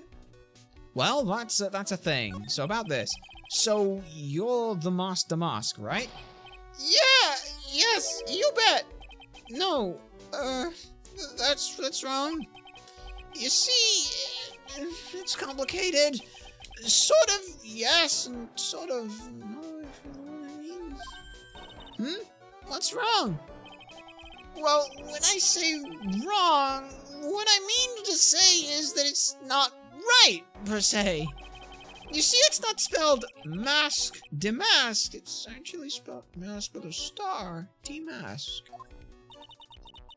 What's with this guy? Well, he's a timid little weakling. We know that much. Don't do that. Don't look at me like that. I don't need your pity. And a major crybaby too. So, why did you give yourself up? Well, you see, it's because, well, I know why. It's because you sold such a priceless treasure. And now you're overwhelmed with guilt. Am I right? Priceless treasure? That broken old urn? I have a little favor to ask. Yes, what is it? Could you go and talk to Desi? Desi? The secret urn. Look, we really want our urn back, so where is it? I'm sorry, I'll give it back. I really will. Maybe not. No, I can't. I can't make promises I can't keep.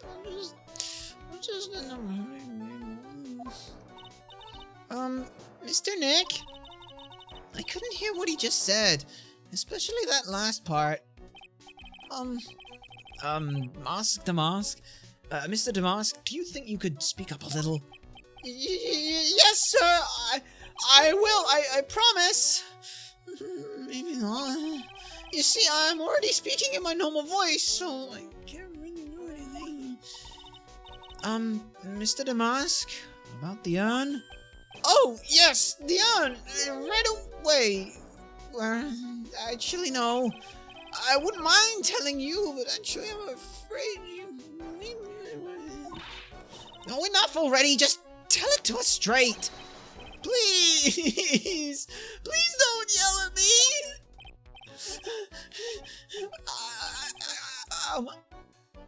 I'm sorry. That urn, I lost it. What? You lost it?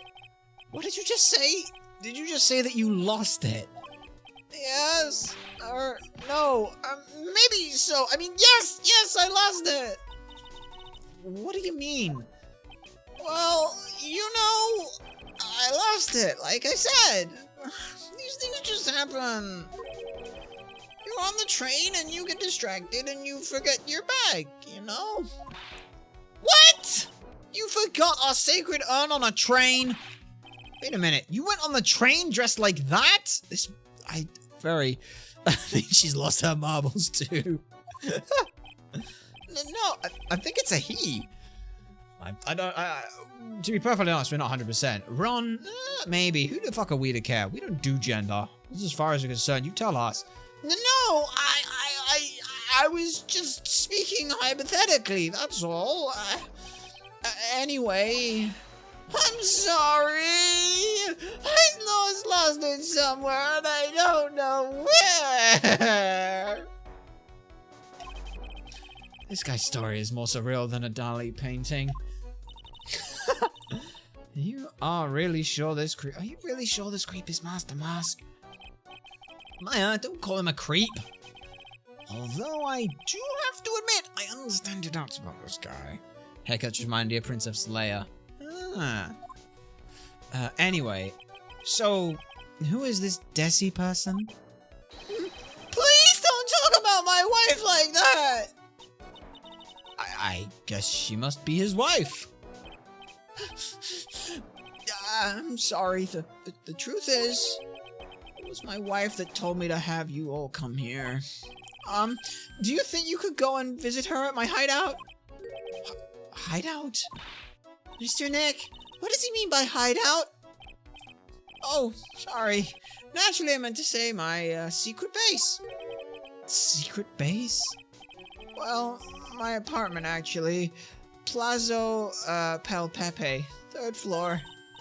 Let's go have a look, Nick. To Master Mask's hideout. Something tells me she just likes the sound of the word hideout. Okay, out we head then. I want to see it presented here right now. To the security of Lordly Taylor, I will be coming to purloin the most priceless work of art on display in your Treasure of Kurain exhibit. Take good care of that speckled urn, won't you? Yours truly, Mask to Mask. Okay. Alright. E. Oh, that's Master Mask's calling card. Pretty nice looking, huh? You look so happy. I'm not very good at writing, you see. So I brought a book called How to Write Business Letters, and I studied it hard. Well, I guess you could call thievery a type of business. Well, okay. That's interesting then. Interesting. Speckled urn. Speckled urn? That's not a speckled urn? Weird. Yes, no, that's not a speckled urn. I want to see it. I want to see it. Show me more. No, it's not speckled. There's nothing speckled about it. Why is it speckled? That's going to be important. See, this is the thing that happens, Toast, is every so often, you'll find like a tiny little detail like that, and that'll suddenly become the most important thing, eventually. Anyway, let's head to the Damask's hideout. Okay, so he's got an old flintlock pistol, some inflatable dolls, a rocket of some description, another rocket of some description, a couple of wigs, a very small balloon. Oh my oh, that helmet. Alright. Wow. Check this place out. So it looks like a sex. I mean, look, we weren't gonna say it, but maybe. No doubt about it. This is Master Mask's hideout, alright. Who is it? Is that you, Ronnie? Aww. Huh? Who are you people? Why did we give her... I don't know why we immediately gave her Lola Hart's voice. We're not very... That's the one thing we're not very good at, is emanating a more feminine voice. We're not very good at. Are you, Desi Delight? Oh, that's right. I'm Desiree. Ah. Oh, you must be the lawyer. And the victim. Yeah, that's us. Your husband told us to stop by and speak with you. I'm Maya Fey, and this is Phoenix Wright, attorney at law. I'm actually pretty good at doing feminine voices, could probably fool most people. Nice. Nicky boy and Maya, huh? I can't tell you how grateful I am that you decided to help my Ronnie. Well, you're welcome? Did she really call me Nicky boy? Alright, let's talk. Ron Delight. About your husband. Isn't he the cutest? A bit weak sometimes, though. A bit? By the way, did you know they mentioned Maya on TV? Huh? Really?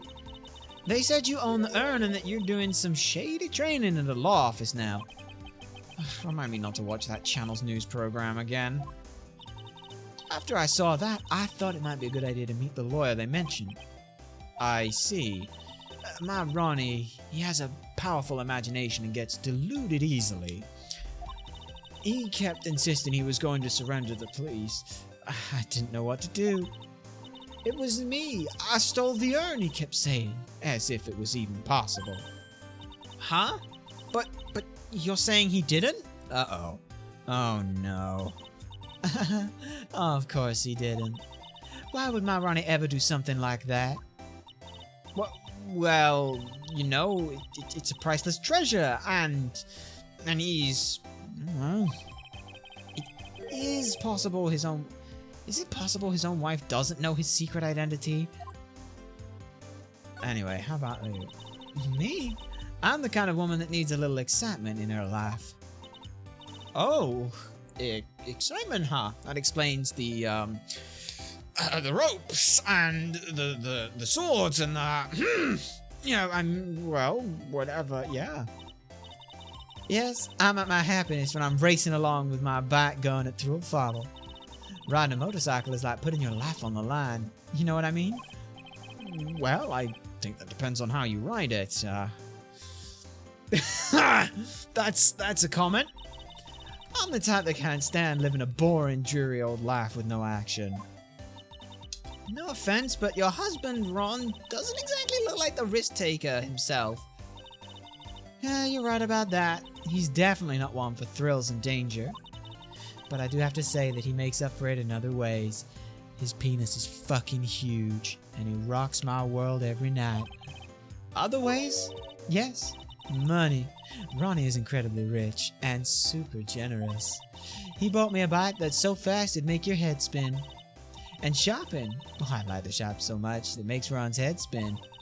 The other day, it actually happened. His head actually started to spin. Man, talk about a high-maintenance wife, huh?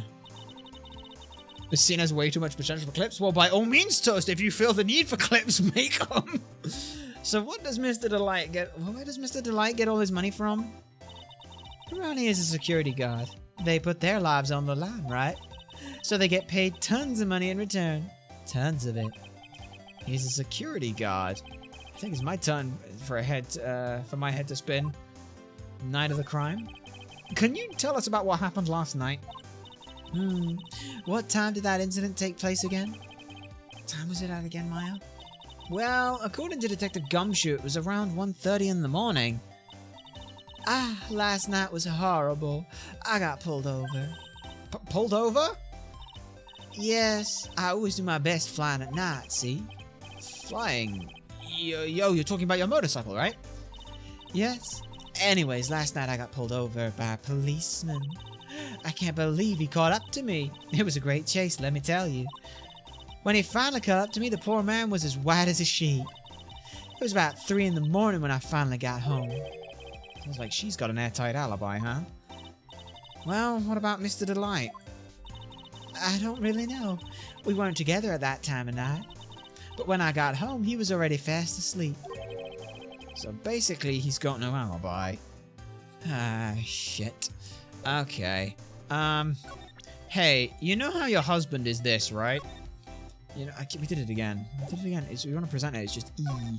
E for present. So do you know about this? No! You can't show her that, Nick!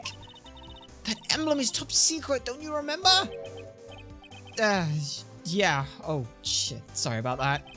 But the way she just said top secret was a worse giveaway than what I did. Oh, when I hear the word top secret, it just piques my interest like nothing else. Yeah, okay, anything else I can do? I could present Master Mask. Maybe that would be useful? Why have we got Master Mask? Anyway, 23? They are 23? How old is Phoenix? He's 26. They're just 23. Okay, interesting. I know he doesn't look it, but he can really get things done when he puts his mind to it. Really? So when exactly does he put his mind to it? Well, not very often, I admit. What exactly does Mr. Light see in a husband anyway? Wow, you must have really seen skyrockets when you first met to love him so much. Skyrockets? I didn't know people still used that word. Let's go ahead and see what you think about Master Mask. Mr. Light, you must know, right? About your husband and, Master Mask. Master Mask? Oh, of course. I know all about it. My husband is his biggest fan. Yeah. Yep. Huh? Biggest fan? Yes, and Rana can be pretty delusional sometimes. That's how this whole misunderstanding thing happened. Wait a minute. Did you just say delusional? Yes, that's right. I just don't know what I'm gonna do with him. You see, Ronnie actually believes that he is Master Mask. What? What are you talking about? Yes, what are you talking about? Please tell me. Delusions. So, when did Ron first become Master Mask? What are you talking about? He's not Master Mask. But hang on, wait a second. Look around at this room. This place is obviously Master Mask's hideout. No, you're totally wrong. A real thief's hideout wouldn't look like this. It's because Ronnie is so timid himself that he looks up to heroic figures. Heroic figures? But Master Mask is a bad guy. So he's deluded, huh? Could that really be true? Anyway, if he really had stolen the urn, wouldn't he still have it? Well, I suppose so, huh? Then why don't you ask him if he has the urn or not? She has a point. Mr. Delight isn't exactly the criminal type. But something about Ron's behavior bothers me. Maybe it's true. Maybe Mr. Delight isn't Master Mask after all. Say, can I ask you something, Nicky boy? What is it? I know I may seem like a bad girl on the outside, but the one thing I won't stand for is illegal activity. I had the feeling you wouldn't. Maybe she is the mask? Maybe. Maybe? But she has an airtight alibi. For at least some of the night. But I can tell you've got a good heart. Somebody framed my poor Ronnie. I just know it. Could you give this to Ronnie for me? Letter? Yes, for Ronnie. I want him to fight back. Mr. Light? Okay, you've got it. Just relax and leave it all to us. Okay, then. Addressed to her husband, Ron Delight, apparently contains something important. Okay, we'll go and do that then. Yeah, let's get back to the detention center, see what it's like here. Hey, Ron, glad visiting hours are still up. Hey, got something for you that's apparently important. Oh, that's right. Here, this is from your wife. Oh, from Desi? Thank you! Letter given to Master Mask. Actually, more like taken. My dear Ronnie, how are you? I'm doing fine. She could. He's clutching onto that letter so hard, the ink is going to be squeezed out. He looks so happy. Aw, it's adorable. You should write a letter to Mystic Maya too, Mr. Nick.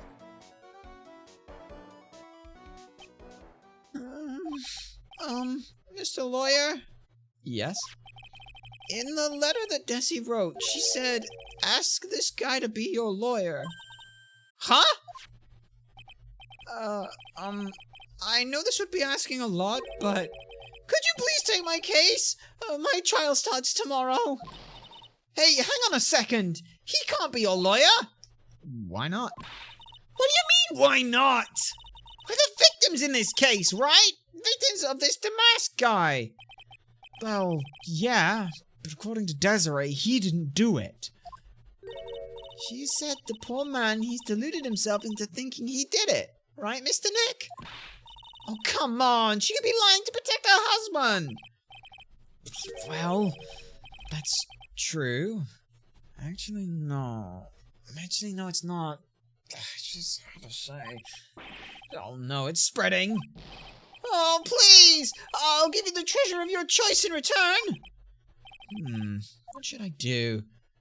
Well, let's take his case. Let's refuse. We could refuse to take his case. Take his case. Well, Mr. Delight, I've decided to give it a try. I'll defend you. Really? You will? Hey, what are you doing, Nick? He's a thief! You can't trust him! Well, he may be a thief. But I think there's more to this case than meets the eye here. Mr. Nick!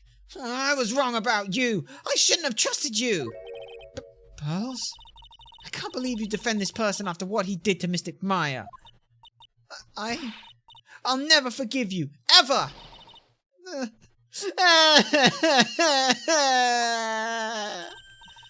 Pearly, wait. This is gonna be ugly. I'll go after her. Alright then. Sorry about that. I didn't mean to cause any trouble. Well, You couldn't have known she'd react like that. Guess I might as well start investigating. Oh, Maya. Where's Pearls? She said she's going back to the office. Go check in on her later, would you? What about you? Are you okay with me taking Mr. Delight's case? Yeah, I'm fine, Nick. I believe in you. I think I'm actually gonna cry.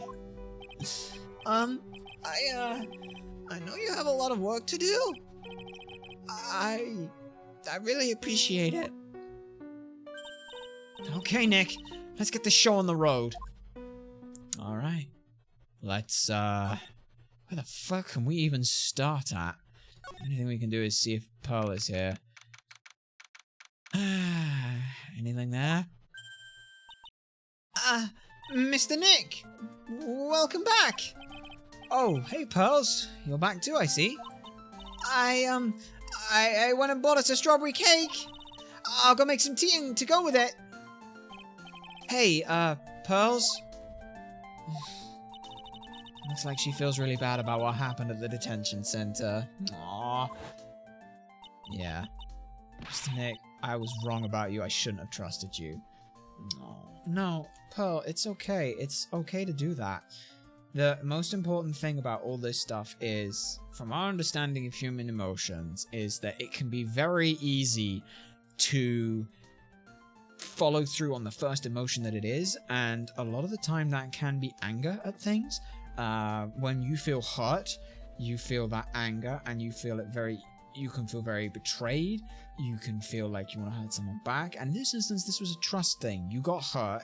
Your initial emotional out was that you got hurt, and that led to anger, and that's okay, Pearl. But you recognizing it now is important. So very good on you.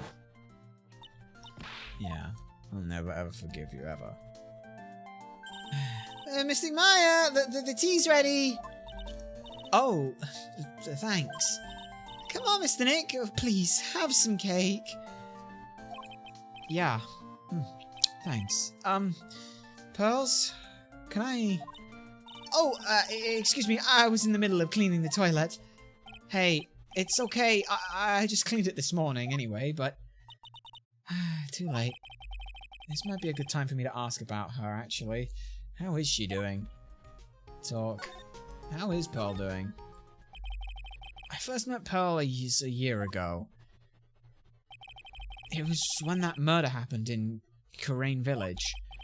I still remember what she said to me when we first met.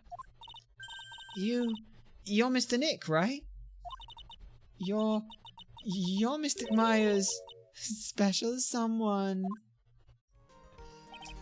Hey, Maya, I've always thought it was because she was young, but what? Pearls? I think she's got the wrong idea about you and me. Huh? There is something you need to understand. What is that? It's kind of like a Kurain village custom, sort of. Oh no. Pearl seems to love you a lot. Or it's because I'm her only cousin, and, well, because of the murder case last year, Pearlie's mother is... Oh, yeah. Yeah, I remember now. Pearl's mother, Morgan Fay. She's serving a prison term in isolation right now. You see, I'm the only family Pearl has right now. But it's the same for me too. My mother's gone too. Kurain Village custom. There's hardly any men in the Kurain Village, see? Now that you mention it, I never actually saw any men when I first visited. I'm pretty sure I told you about it a long time ago. About how spiritual power runs very strong in the Fey family? Yeah, you did. And that's why you're undergoing training to become a spirit medium, right? Yeah, the thing is, only women can actually inherit the spiritual power. That's why the whole culture of Kurain Village kind of revolves around its women. Well, that's understandable. Nothing wrong with that either, to be honest. Yeah, but because of that, there tends to be a lot of unsuccessful marriages. Oh? Well, men start to feel left out after a while, and they just start leaving. Especially if the man has a daughter. Are you saying that Pearl's father... He's gone. He left the village when she was very young. Boy, that's kind of tough. Yeah, and she grew up seeing nothing but unhappy marriages all around her. That's why she's so sensitive to things like that. And your mother? So your mother's still missing, right? Yeah, and no one has any idea where she is. Aya's mother, Misty Faye, the current master of the Karain channeling technique. She disappeared 17 years ago after getting involved in a certain police case. But you're sure she's still alive, right? Yeah, I know she is. It's sort of a spirit medium thing. And if your mother doesn't come back, then what? Then, according to the laws of the village, I'll become the next master. Mystic Maya, master of the Karain channeling technique. Sounds like a heavy responsibility. Yeah, but there's no one else with the blood in the Fae Mine family who's a spirit medium. Well, Nick, why don't we go out and start just investigating, huh? We're not gonna learn anything just sitting around the office. Yeah, I know, but first I want to talk to Pearls. Mr. Nick? Yeah? I acted like a baby. Pearls. I doubted you, even though Mystic Maya trusted you completely. I guess I still have a lot of training to do. Mr. Nick? Yes? From the bottom of my heart, I apologize for what I said. Hey, it's okay. I'm the one who should be apologizing. Now I'm going out for a little bit. Okay? Huh? Where are you going? I may be small, but I still have a lot of spirit channeling power. So I'm going to show you I can be useful too. By finding some evidence. Hey, wait up! She runs fast. Yeah, maybe we should go after her, because Pearl is 9, 10? Yeah, she's 9. Nick, let's back off and give her some room, okay? Yeah. Okay, we're just gonna let her go. Well, where do we want to go? I suppose the only place we haven't gone is here. Let's have a look here. Alright. Let's see what we've got here, huh? This is a detective agency? Looks like the set of some B-grade horror movie. I mean, well, as far as we're understanding it, this is supposed to look very much in a very Sherlock-esque style thing, where he's got experiments running, and books and other knickknacks and crap going on, isn't it? Hello? Anyone here? Looks like nobody's home. What a waste of time. Hey, I know! Let's take that framed picture back with us as a memento. Don't you dare, Maya. Guess we'll have to try back later. Okay, well, he's not here, so guess we'll move to the main hall and see what we can do. Oh, there's another thing, Toast Bro. If you see this occur at any point where it brings up the name and stuff again, you're doing something right. Maya. Oh, Miss Andrews. I'm so sorry. This is my fault. Your precious urn. Your precious urn. Please, calm down. What's wrong? It never ends. Everything I touch ends in failure. Oh, yeah. Maya, I'm sorry. I'll do anything to make it up to you. No, it's okay. I know I don't look it, but I'm very good with my hands. I could make you another urn. Hold on, just wait, okay? Breathe, calm down, and talk to us. Forgive me. Alright. Master Mask. So when did you get the calling card from Master Mask? Let's see. Exactly 10 days ago. I was going to show it to the police, but that detective stopped me. So you asked Detective Atme with help with security? Yes. In fact, it was about 20 days ago that I hired him. He seemed to know much more about Master Mask than the police, so it only made sense. So you hired him for security even before the calling card arrived, yes? Well, yes, I had a premonition that something bad might happen. I've learned to trust my hunches. So that's why there are security cameras even in the basement warehouse? Yes, Lord Litea is very serious about the security measures. It was their way of saying, bring it on to any potential thieves. Well, that was a smart idea. Well, he sure brought it last night. And even left with a nice souvenir. The security, though. Can you tell us a bit about the security for the treasure exhibit? It was all my fault! I never should have called that paltry little collection a treasure exhibit anyway. Why do you say that? The urn was stolen. The urn that was stolen was a pretty important object. Maybe, but its actual value after appraisal was practically zero. Zero? I polished it until it was just about glowing. I thought maybe I could make it look more valuable.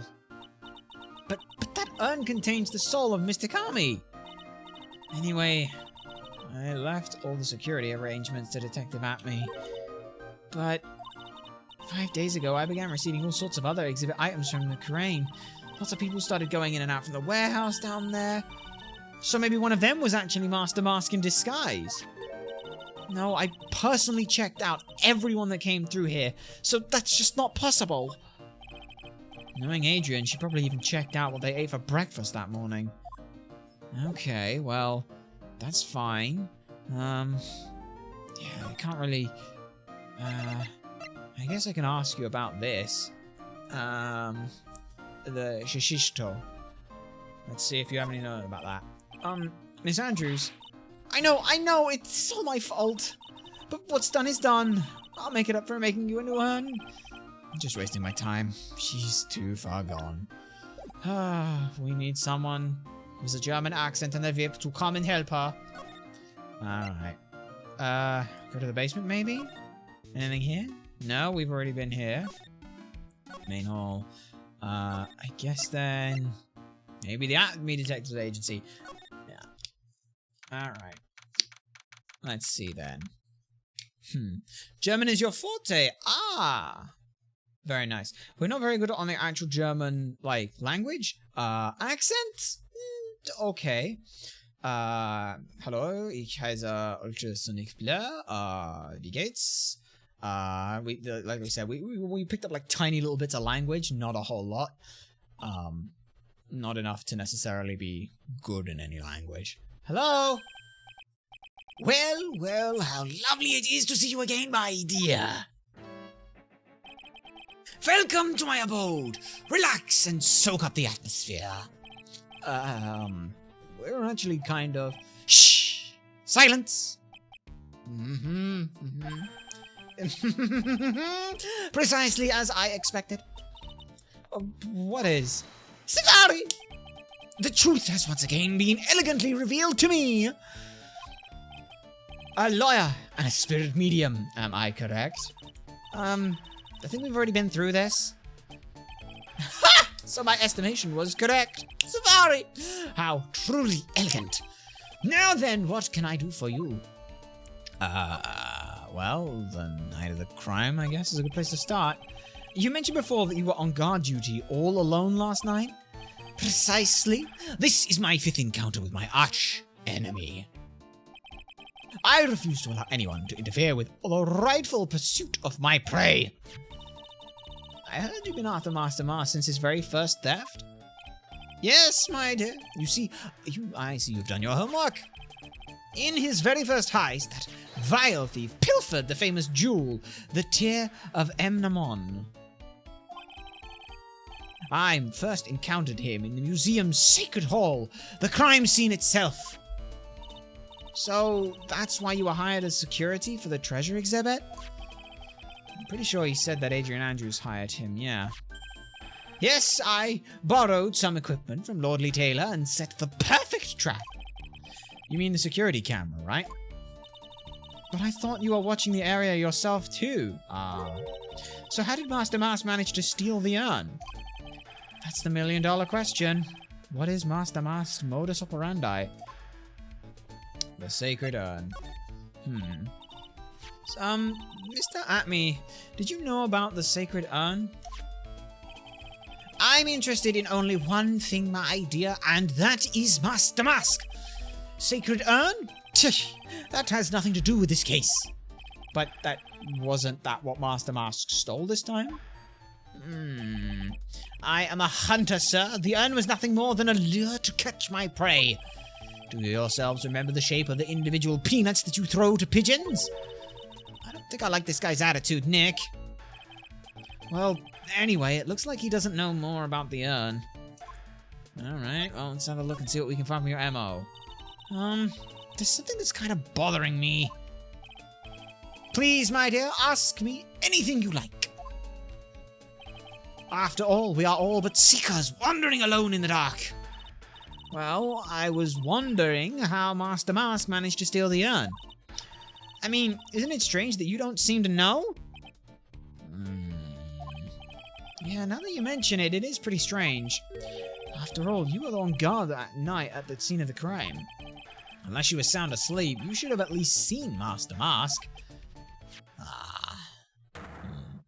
I was wondering when this might show up. What the? It's a Cyclock! Cyclock? Yes. The Cyclock. Hey, Nick, what is this Cyclock thing? Well, your Magatama lets me see people see when people are keeping secrets. By breaking their mental locks, I can find out what those secrets are. What? This Magatama has that kind of power? Maya, you're the one who gave me this Magatama last year. Well, it's true that this Magatama is a prized Fae family heirloom. Hurley was the one that actually imbued it with spiritual powers, though, right? That's why I don't really know much about what it can do. This is the woman that's going to take over the Garain Channeling School someday. So, how do you do it? How do you break the Cyclock thing? Well, you just present the Magatama to the person with the secret. Cool. I can't wait to see this in action. Come on, come on, come on, come on, come on. Try it out. Oh boy. I think the future master still needs to learn how to be patient. Alright then. Let us go ahead and present Magatama. Let's see what we can do here. Okay, Master Mask's MO. Detective Atme, you were standing guard at the scene of the crime. There's no way you didn't see Master Mask commit the crime. Well, now I can hardly see why you're so positive about that. Yes, indeed, I was guarding the warehouse, that much is true. But I can tell you for certain that not a single person passed through that door. I'm not sure why, but this Atme guy is lying through his teeth. I know. I'll show him some proof. Detective Atme, I have here some proof that someone went through this door that night. The camera data says that it went off once, yeah? Yeah. There was a security camera set up at the scene of the crime, yes? It should have automatically taken a photo of anyone that went through that door. Precisely! I hope you don't mind, but we've already gotten our hands on that camera data. As you can see, the camera went off exactly once last night. What? But my monocle didn't catch anyone in its flash. It must be some kind of computer malfunction. It must be. Maybe it was your monocle that malfunctioned.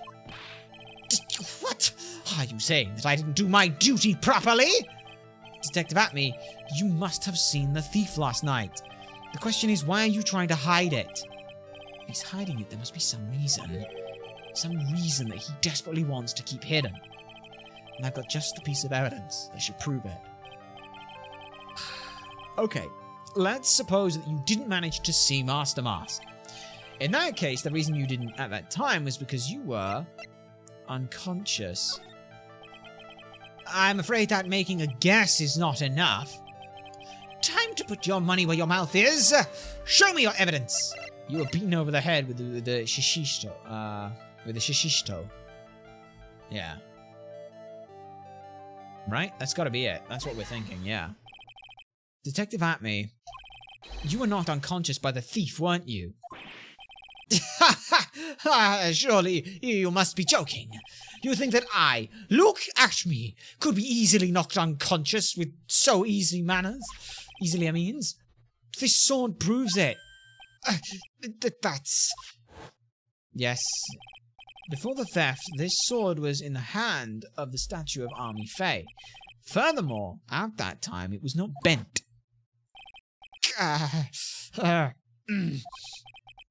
There's only one explanation. You were struck on the head and knocked unconscious by this sword. Well, detective, how about it? I'm impressed. You truly are an ace attorney. Yeah, because the sword is blunt, so it's a blunt object. It is said to have been blunt, but yeah. Damask's MO. I can't deny that there may be a small hint of truth in what you say. So you were knocked out when the thief first clobbered you, right? Clobber. Ugh, what an ugly way of saying it, but I suppose you could put it that way. The coward struck at the precise moment that I turned to look at the computer. So you never noticed that thief had entered the warehouse? No, the coward must have wormed his way through somewhere besides that door. Perhaps the air ducts or the sewer pipes. And my arch nemesis struck me on the head from behind with this gruesome item here. Ouch. Mr. Atme should have his poor head examined. It is still large and heavy, and he's very lucky. You could say that again. How could he have underestimated the thief that badly? Oh, the Shishito are updated in the court records. Well, it looks like we got one thing cleared up anyway. Huh? What was that? That Atme is the greatest ace detective in the world? No, that he never actually saw the thief. Oh, yeah, that's right. So the thief may not even be Master Mask. Just one moment, Sir Lawyer. The thief was unquestionably Master Mask. But you never actually saw him. Perhaps so, but I installed a security camera for just such a contingency. Oh, yeah. Last night, the camera went off exactly once. Behold, this is the photo of that dastardly thief, taken by the security camera. That's him! But Master Mask! Okay, that's not good. Right. Okay. The thief can be none other than the arch-criminal Masked Mask. After all, he has a very good reason for committing such brazen crimes. What are you talking about? Master Mask's reason? So, what do you mean by he had a very good reason? Exactly that! Mr. Delight had a very good reason to dress up and commit those crimes. There should be a green envelope somewhere in his room. You'll need to go and investigate. But how would you know about that? Have you forgotten? You're speaking to the finest ace detective ever to walk the face of the earth! The most brilliant mind since, well, ever. Look at me! Well, I guess we better go take a look, just in case. Alright then, let's go have a look in the hideout. Hi, Desiree. Weird thing, you wouldn't happen to have a green envelope at all around this place? You do? Perfect. Hey Nick, remember what Detective Atme just said? Yeah, we literally just did that. Yeah, we literally just went there. A green envelope, huh? Looks like this is it. Okay, let's have a look. If you don't want your true identity revealed to the world, come to KB Security at 1 a.m. on October 12th and bring $50,000? $50,000? This is it's a blackmail letter. Sure looks like a major clue, all right. Okay. Wait a minute. Hang on. Whoa, whoa, whoa, whoa, whoa, whoa, whoa, whoa, whoa, whoa. Ding dong. Oh, someone's at the door. I'll be right back. Won't take it but a second, I promise. Oh, thank you for coming. Oh, that's so nice of you. When I see a damsel in distress, I just can't help myself. Please, come in. I'll make some coffee. Really? Okay, I guess I'll make myself at home, pretty lady. Wait a minute. Oh, I know that voice. Oh, Nicky boy, I'm so sorry, but I've got another guest. Ah! You're... Fucking Larry! Oh! Okay. Nick, it's you! Maya! Dude, what a fluke! Ah, Larry! Long time no see! It's not even $1 million! In an evil doctor voice. Or Dr. Evil voice. What? You two know each other? Nicky boy! Nick, do you know this girl? Do you know this girl and I have, you know, something going on? Something? You mean what I think? I underestimated you, Nick! A gorgeous lady like this? And married too! Way to go, dude! I knew it. Just when things can't get any worse. It's time to cue the butts. Larry Butts. Ever since grade school, he's been... not exactly a close friend, but yeah, we know each other. Hey man, that wasn't nice! Hey, I was your very first client! We've got quite the storied history, he and I. When we used to say, still rings true. When something smells, it's usually the butts. Hey, come on now, you're embarrassing me! And in front of this pretty little thing here. So you two are old childhood friends, I see. Oh, that's so sweet. You two go ahead and catch up on old times. I'm gonna go check on my bike. Yeah, okay. Nice girl, that Desi. So, how you been, Nick? Too busy if you really want to know. Alright, let's talk to you then, Larry Butts. So what have you been up to this whole time? It's been, what, 2 years since I heard from you? And what's with those clothes? You look, well, weird. Hey man, that's uncalled for! It's my uniform, and home for my part-time job. But I can't believe it's been 2 years! They say time flies when you're having fun, I guess.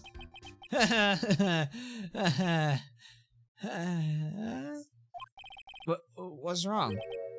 Nick, I gotta tell you, women, I don't trust them anymore. You got dumped again? Well, you know Bennifer? I followed her all the way to Japan 2 years ago. That's where I met the famous Caddy Tom, and my whole life changed. Bennifer? Caddy Tom? I've never heard of either of those. Anyway, dude, Caddy Tom chose Hollywood over me! Can you believe it? Well, actually... Anyway, sounds like you've had quite the adventure. Women, they're so... just... Oh, but you're different, Maya. You're not like the rest. Looks like he's still the same old Larry. Why are you here, Larry? Why do you work for KB Security? So, what are you doing here, anyway? Huh? What do you mean by that? I'm just a natural-born nice guy, that's all. Well, actually, I picked this up here last night while I was working. A wallet? You see you found this last night, huh? Yeah, it had a driver's license in it, so I figured I'd just return it myself. Okay. Interesting. Hang on. Let me see that for a minute. I knew it. Desi's picture is inside here. Yeah, I guess he really digs his wife, huh? Hey, Nick, it's not what you're thinking at all! No, I'm pretty sure it is. You haven't changed a bit, Larry. Aw, no way, man. I mean, she's a married woman. That's just bad news. He really is here just to check out Mr. Light. So you said you found it at your job, right? Yeah, I'm working for a private security company as a guard. Chicks just love a guy in uniform, you know? A security guard, huh? So that's what that uniform is all about. The wallet. So, what time was it when you found this last night? Huh? Why are you asking that? Trying to see if I've got an alibi? You're not the one on the hook for a crime this time, buddy. I guess it was around 1 in the morning on the first floor of our company building. What was Mr. Delight's wallet doing there? Anyway, there's nothing weird about that. After all, he works there. He works there? You mean Mr. Delight? Sure. Here, take a look at this. It's right there in his wallet. What's this card? It's a key card for the security company. See? It's got a serial number on it right there. There's no mistaking it. You said you were working part-time at a security company, right? Yeah, that's right. Why are you making that scary face, though? Security company, huh? Something's not quite very secure with Larry working there. I need to find out as much as I can about this keycard. Alright. Well, we'll keep that in mind. That's somewhat useful. There's one thing I wanted to see. Please tell me this is a thing that I can do. This thing looks vaguely familiar. Oh, I know! It's a fishbowl! Well, an upside-down one, anyway, but I think it's a helmet. An alien helmet. And that looks like a tape recorder or something next to it. I think it's a transceiver. An alien transceiver. Nick, do you think maybe you could act like a grown-up for a little bit? Getting lectured by Maya is to be more of an adult. That is a new low. Oh boy. And yeah. What about this then? It's Master Mask! There's a tape recorder hanging from his neck. Let me see that. Ah, I'll be taking this crown now. Better luck next time, gentlemen. I don't get it. What's this supposed to be, Nick? I don't know either. What is this? Nick, it's a torpedo! It's hard to believe, but it sure looks real. How could he have picked up something like this? Please don't say that torpedoes are things people just leave lying around. Yeah. And this? Oh, that's so cute! It's called a hot air balloon, you know? Wow, there's no fooling you. I want to make my own balloon now. I'll even let you ride in it, Nick. You know, that emerald balloon is supposed to be top secret. It's proof enough that Ron Delight really is Master Mars. I better not tell Maya. She's getting kinda scary when it comes to celebrities. Yeah. There's a whole bunch of stuff piled up over here. Duck and cover! It's a missile! Did you know there's dynamite in missiles? But they're not heavy enough to be real. Oh wait, they're just really well-made toys. What are all these rolls of paper stuck in the trash can? Theft of the Marzine Stone, the Great Albatross Strategy. Theft of the Immortal Goddess Statue, the Great Knuckle Bomber Strategy? Did the police ever investigate this place? Probably not. Probably for the best. So Ron received a blackmail letter, huh?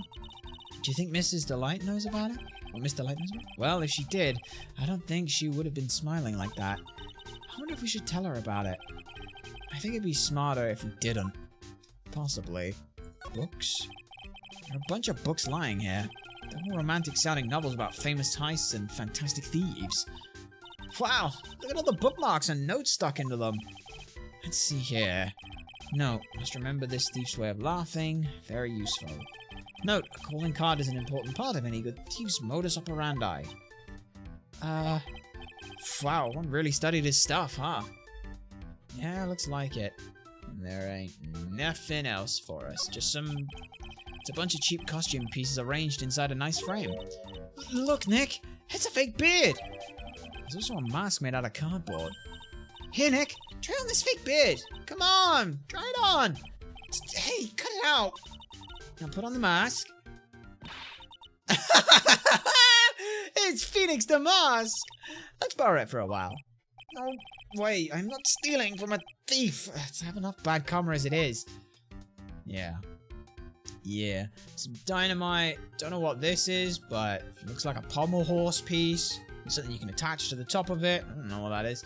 Anyway, talking to you, do you work at KB Security by any chance? Because I kinda have a question for you then. Like, I mean, let's ask about this first. So, you're sure about this keycard, right? Yep, that's the keycard we use at the building office I work in. According to the serial number, this is for the CEO's office. You needed to get into that room, and every time you use that card, it'll leave a record. It leaves a record, huh? Yeah, it tells you exactly who entered the room and when. Larry, I need that data. Whoa, slow down, man.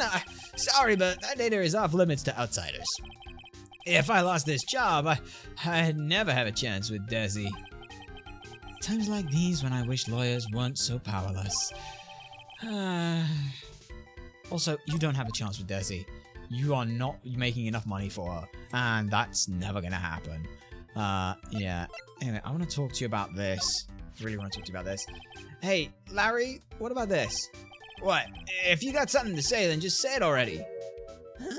Huh? A blackmail letter? Do you know anything about this? What? I don't know anything about it, Alexis, and that's the truth. Huh? What? I can't believe you did this to me. I thought you were my friend. $50,000? I don't have that kind of money, Nick. No, you don't understand. This blackmail letter was sent to Rhonda Light. Man, you scared me. I almost had a heart attack, you idiot. Wait, I'm the idiot? Man, I was totally confused because it says KB Security right on the envelope. Yeah, so what? That's where I've got a part-time job at KB Security. What? Sounds like I should really find out some more about this KB Security company. Okay. Can I talk to you about KB Security? I can talk to you about KB Security now. KB Security, the company in the blackmail letter. You know about it? That's where I work, yeah. In fact, I'm on the job right now. Huh. So what are you doing here then? Well, the boss is away right now, and you know what mice do when the cat's away. Yes. Anyway, how far away is this company? Let me see. It's about 30 minutes by car, I guess. Well, if you fly down the road anyway. Well, this apartment building is pretty close to Lordly Taylor, right? And it would take roughly an hour to go from the KB Security and back. If Rhonda Light was at KB Security when the robbery occurred, then... Whoa! Then he couldn't have stolen the sacred urn. Hey, Nick, it's your phone. Beep. Hello? Is this the White Residency? Ah, Pearls! Pearls, where are you? I thought I'd go to Lordly Taylor to find some more clues, but... I'm afraid I've gotten lost. What? Give me that phone, Nick, now! Pearly, where are you right now?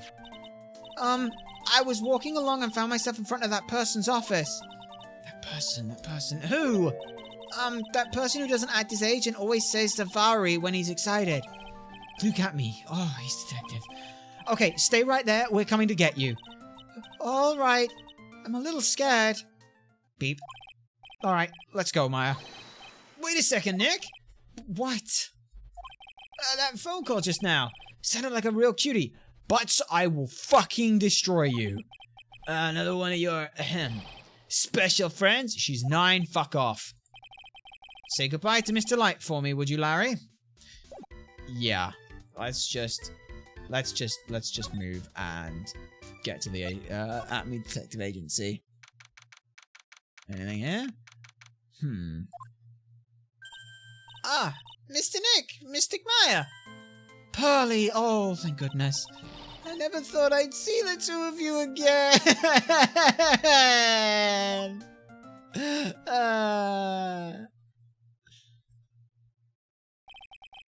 So is Mr. Ace Detective out of the office? Yeah, when I arrived here, there wasn't a single soul in sight. Say, Nick, doesn't it look like something's changed since we were last here? Yeah, there's a bag on the table. Now that you mention it. Examine. What is this?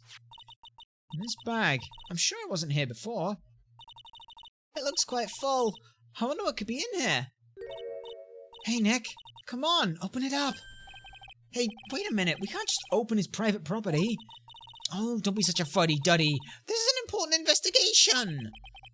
It's true. And truth be told, I have to admit, I am kind of curious. Well, what's in there? Hang on a sec. I'm taking it out now. Whatever it is, it feels kind of hard and smooth. It's got a button here. No, oh, okay, never mind. Leaving that alone. Well, hello there. Ah, he's here. What What are you doing, Sir Lawyer? I'm shocked to see a servant of the court ignoring the law so flagrantly. I'm really sorry. Maya made me do it. Everyone in this game is a flippin' basket case. Yes, they are. Nick, I can't believe you. A gentleman never uses a lady as an excuse for his own poor behavior. The real question is, can you afford to waste time lollygagging about here? What do you mean by that? Perhaps I should make myself more clear. Tomorrow's trial. Zavari. Shall we say the figurative Sir William will be dropping his panties before lunchtime? Wow, Nick. Sounds like it's gonna be really exciting. Yeah, definitely. That's what he was talking about. What's gonna happen at trial tomorrow that's so dramatic? Do you know what your biggest mistake has been so far, lawyer? Sir Lawyer? It was becoming a lawyer in the first place. That certainly does sound like a big mistake, Mr. Nick. Tomorrow will be a day to remember. I, Luke Atme, will take the stand. And then, Zavari, my testimony, will prove to be the undoing of the lot of you. Yes, all of you. I will unmask you as the thief's co-conspirators. Conspirators? You're quick on the defense, I see, however. It is not I that is your greatest enemy. No, there is far more dangerous a threat that you will face during the trial. What are you talking about? Sir Lawyer, if you truly are who you say, I'm sure you've heard of him. His name is Godot. Godot? I don't know, anyway. You have taken a step down the path of foolishness. To try and defend a criminal who deserves nothing less than the death penalty. Hey, last time I checked, no one knows for sure that Mr. Delight really is Damask. My dear lady, times may change, but people, sadly, do not. Well, you will understand this when you are more mature. Anyway, Godot. Who is this Godot person? It is not surprising that a spirit medium has not heard the name. Godot, the prosecutor whose equal cannot be found in this country, but in heaven. Godot, a legend or myth, men pin a lifetime of hopes on the chance to simply meet him. Prosecutor Godot? But the best prosecutor in the country isn't Mr. Godot, it's Mr. Edgeworth. Isn't that right, Nick? It's not surprise that your spirit medium such as yourself would know nothing of this, but Ace Prosecutor Miles Edgeworth is currently traveling abroad. Huh? In fact, it was Mr. Edgeworth who acknowledged Godot as the best in this country. And you agreed with that? Most certainly. In fact, you could call him the Luke Atme of the prosecutor's office. Well, that's good to hear. The prosecution has a fighting chance tomorrow. Mr. Nick, is this Godot really that strong? I seem to remember hearing something or someone like that. Not surprising. Some people spend their entire lives idly waiting for his appearance. Looks like we're done investigating for the day, though. Sir Lawyer, the stage has been set, and all the pieces are finally in place. All that remains now is for the dance to begin. A new prosecutor, an ace detective, and a thief. This will be one tough trial. Oh boy. That it will. Oh, it most certainly will be a tough trial. However, looking at the times on everything and how everything is with this is the absolutely perfect place for us to go ahead and end things off here. So with that, we are done for the day. It's been a lot of fun on things.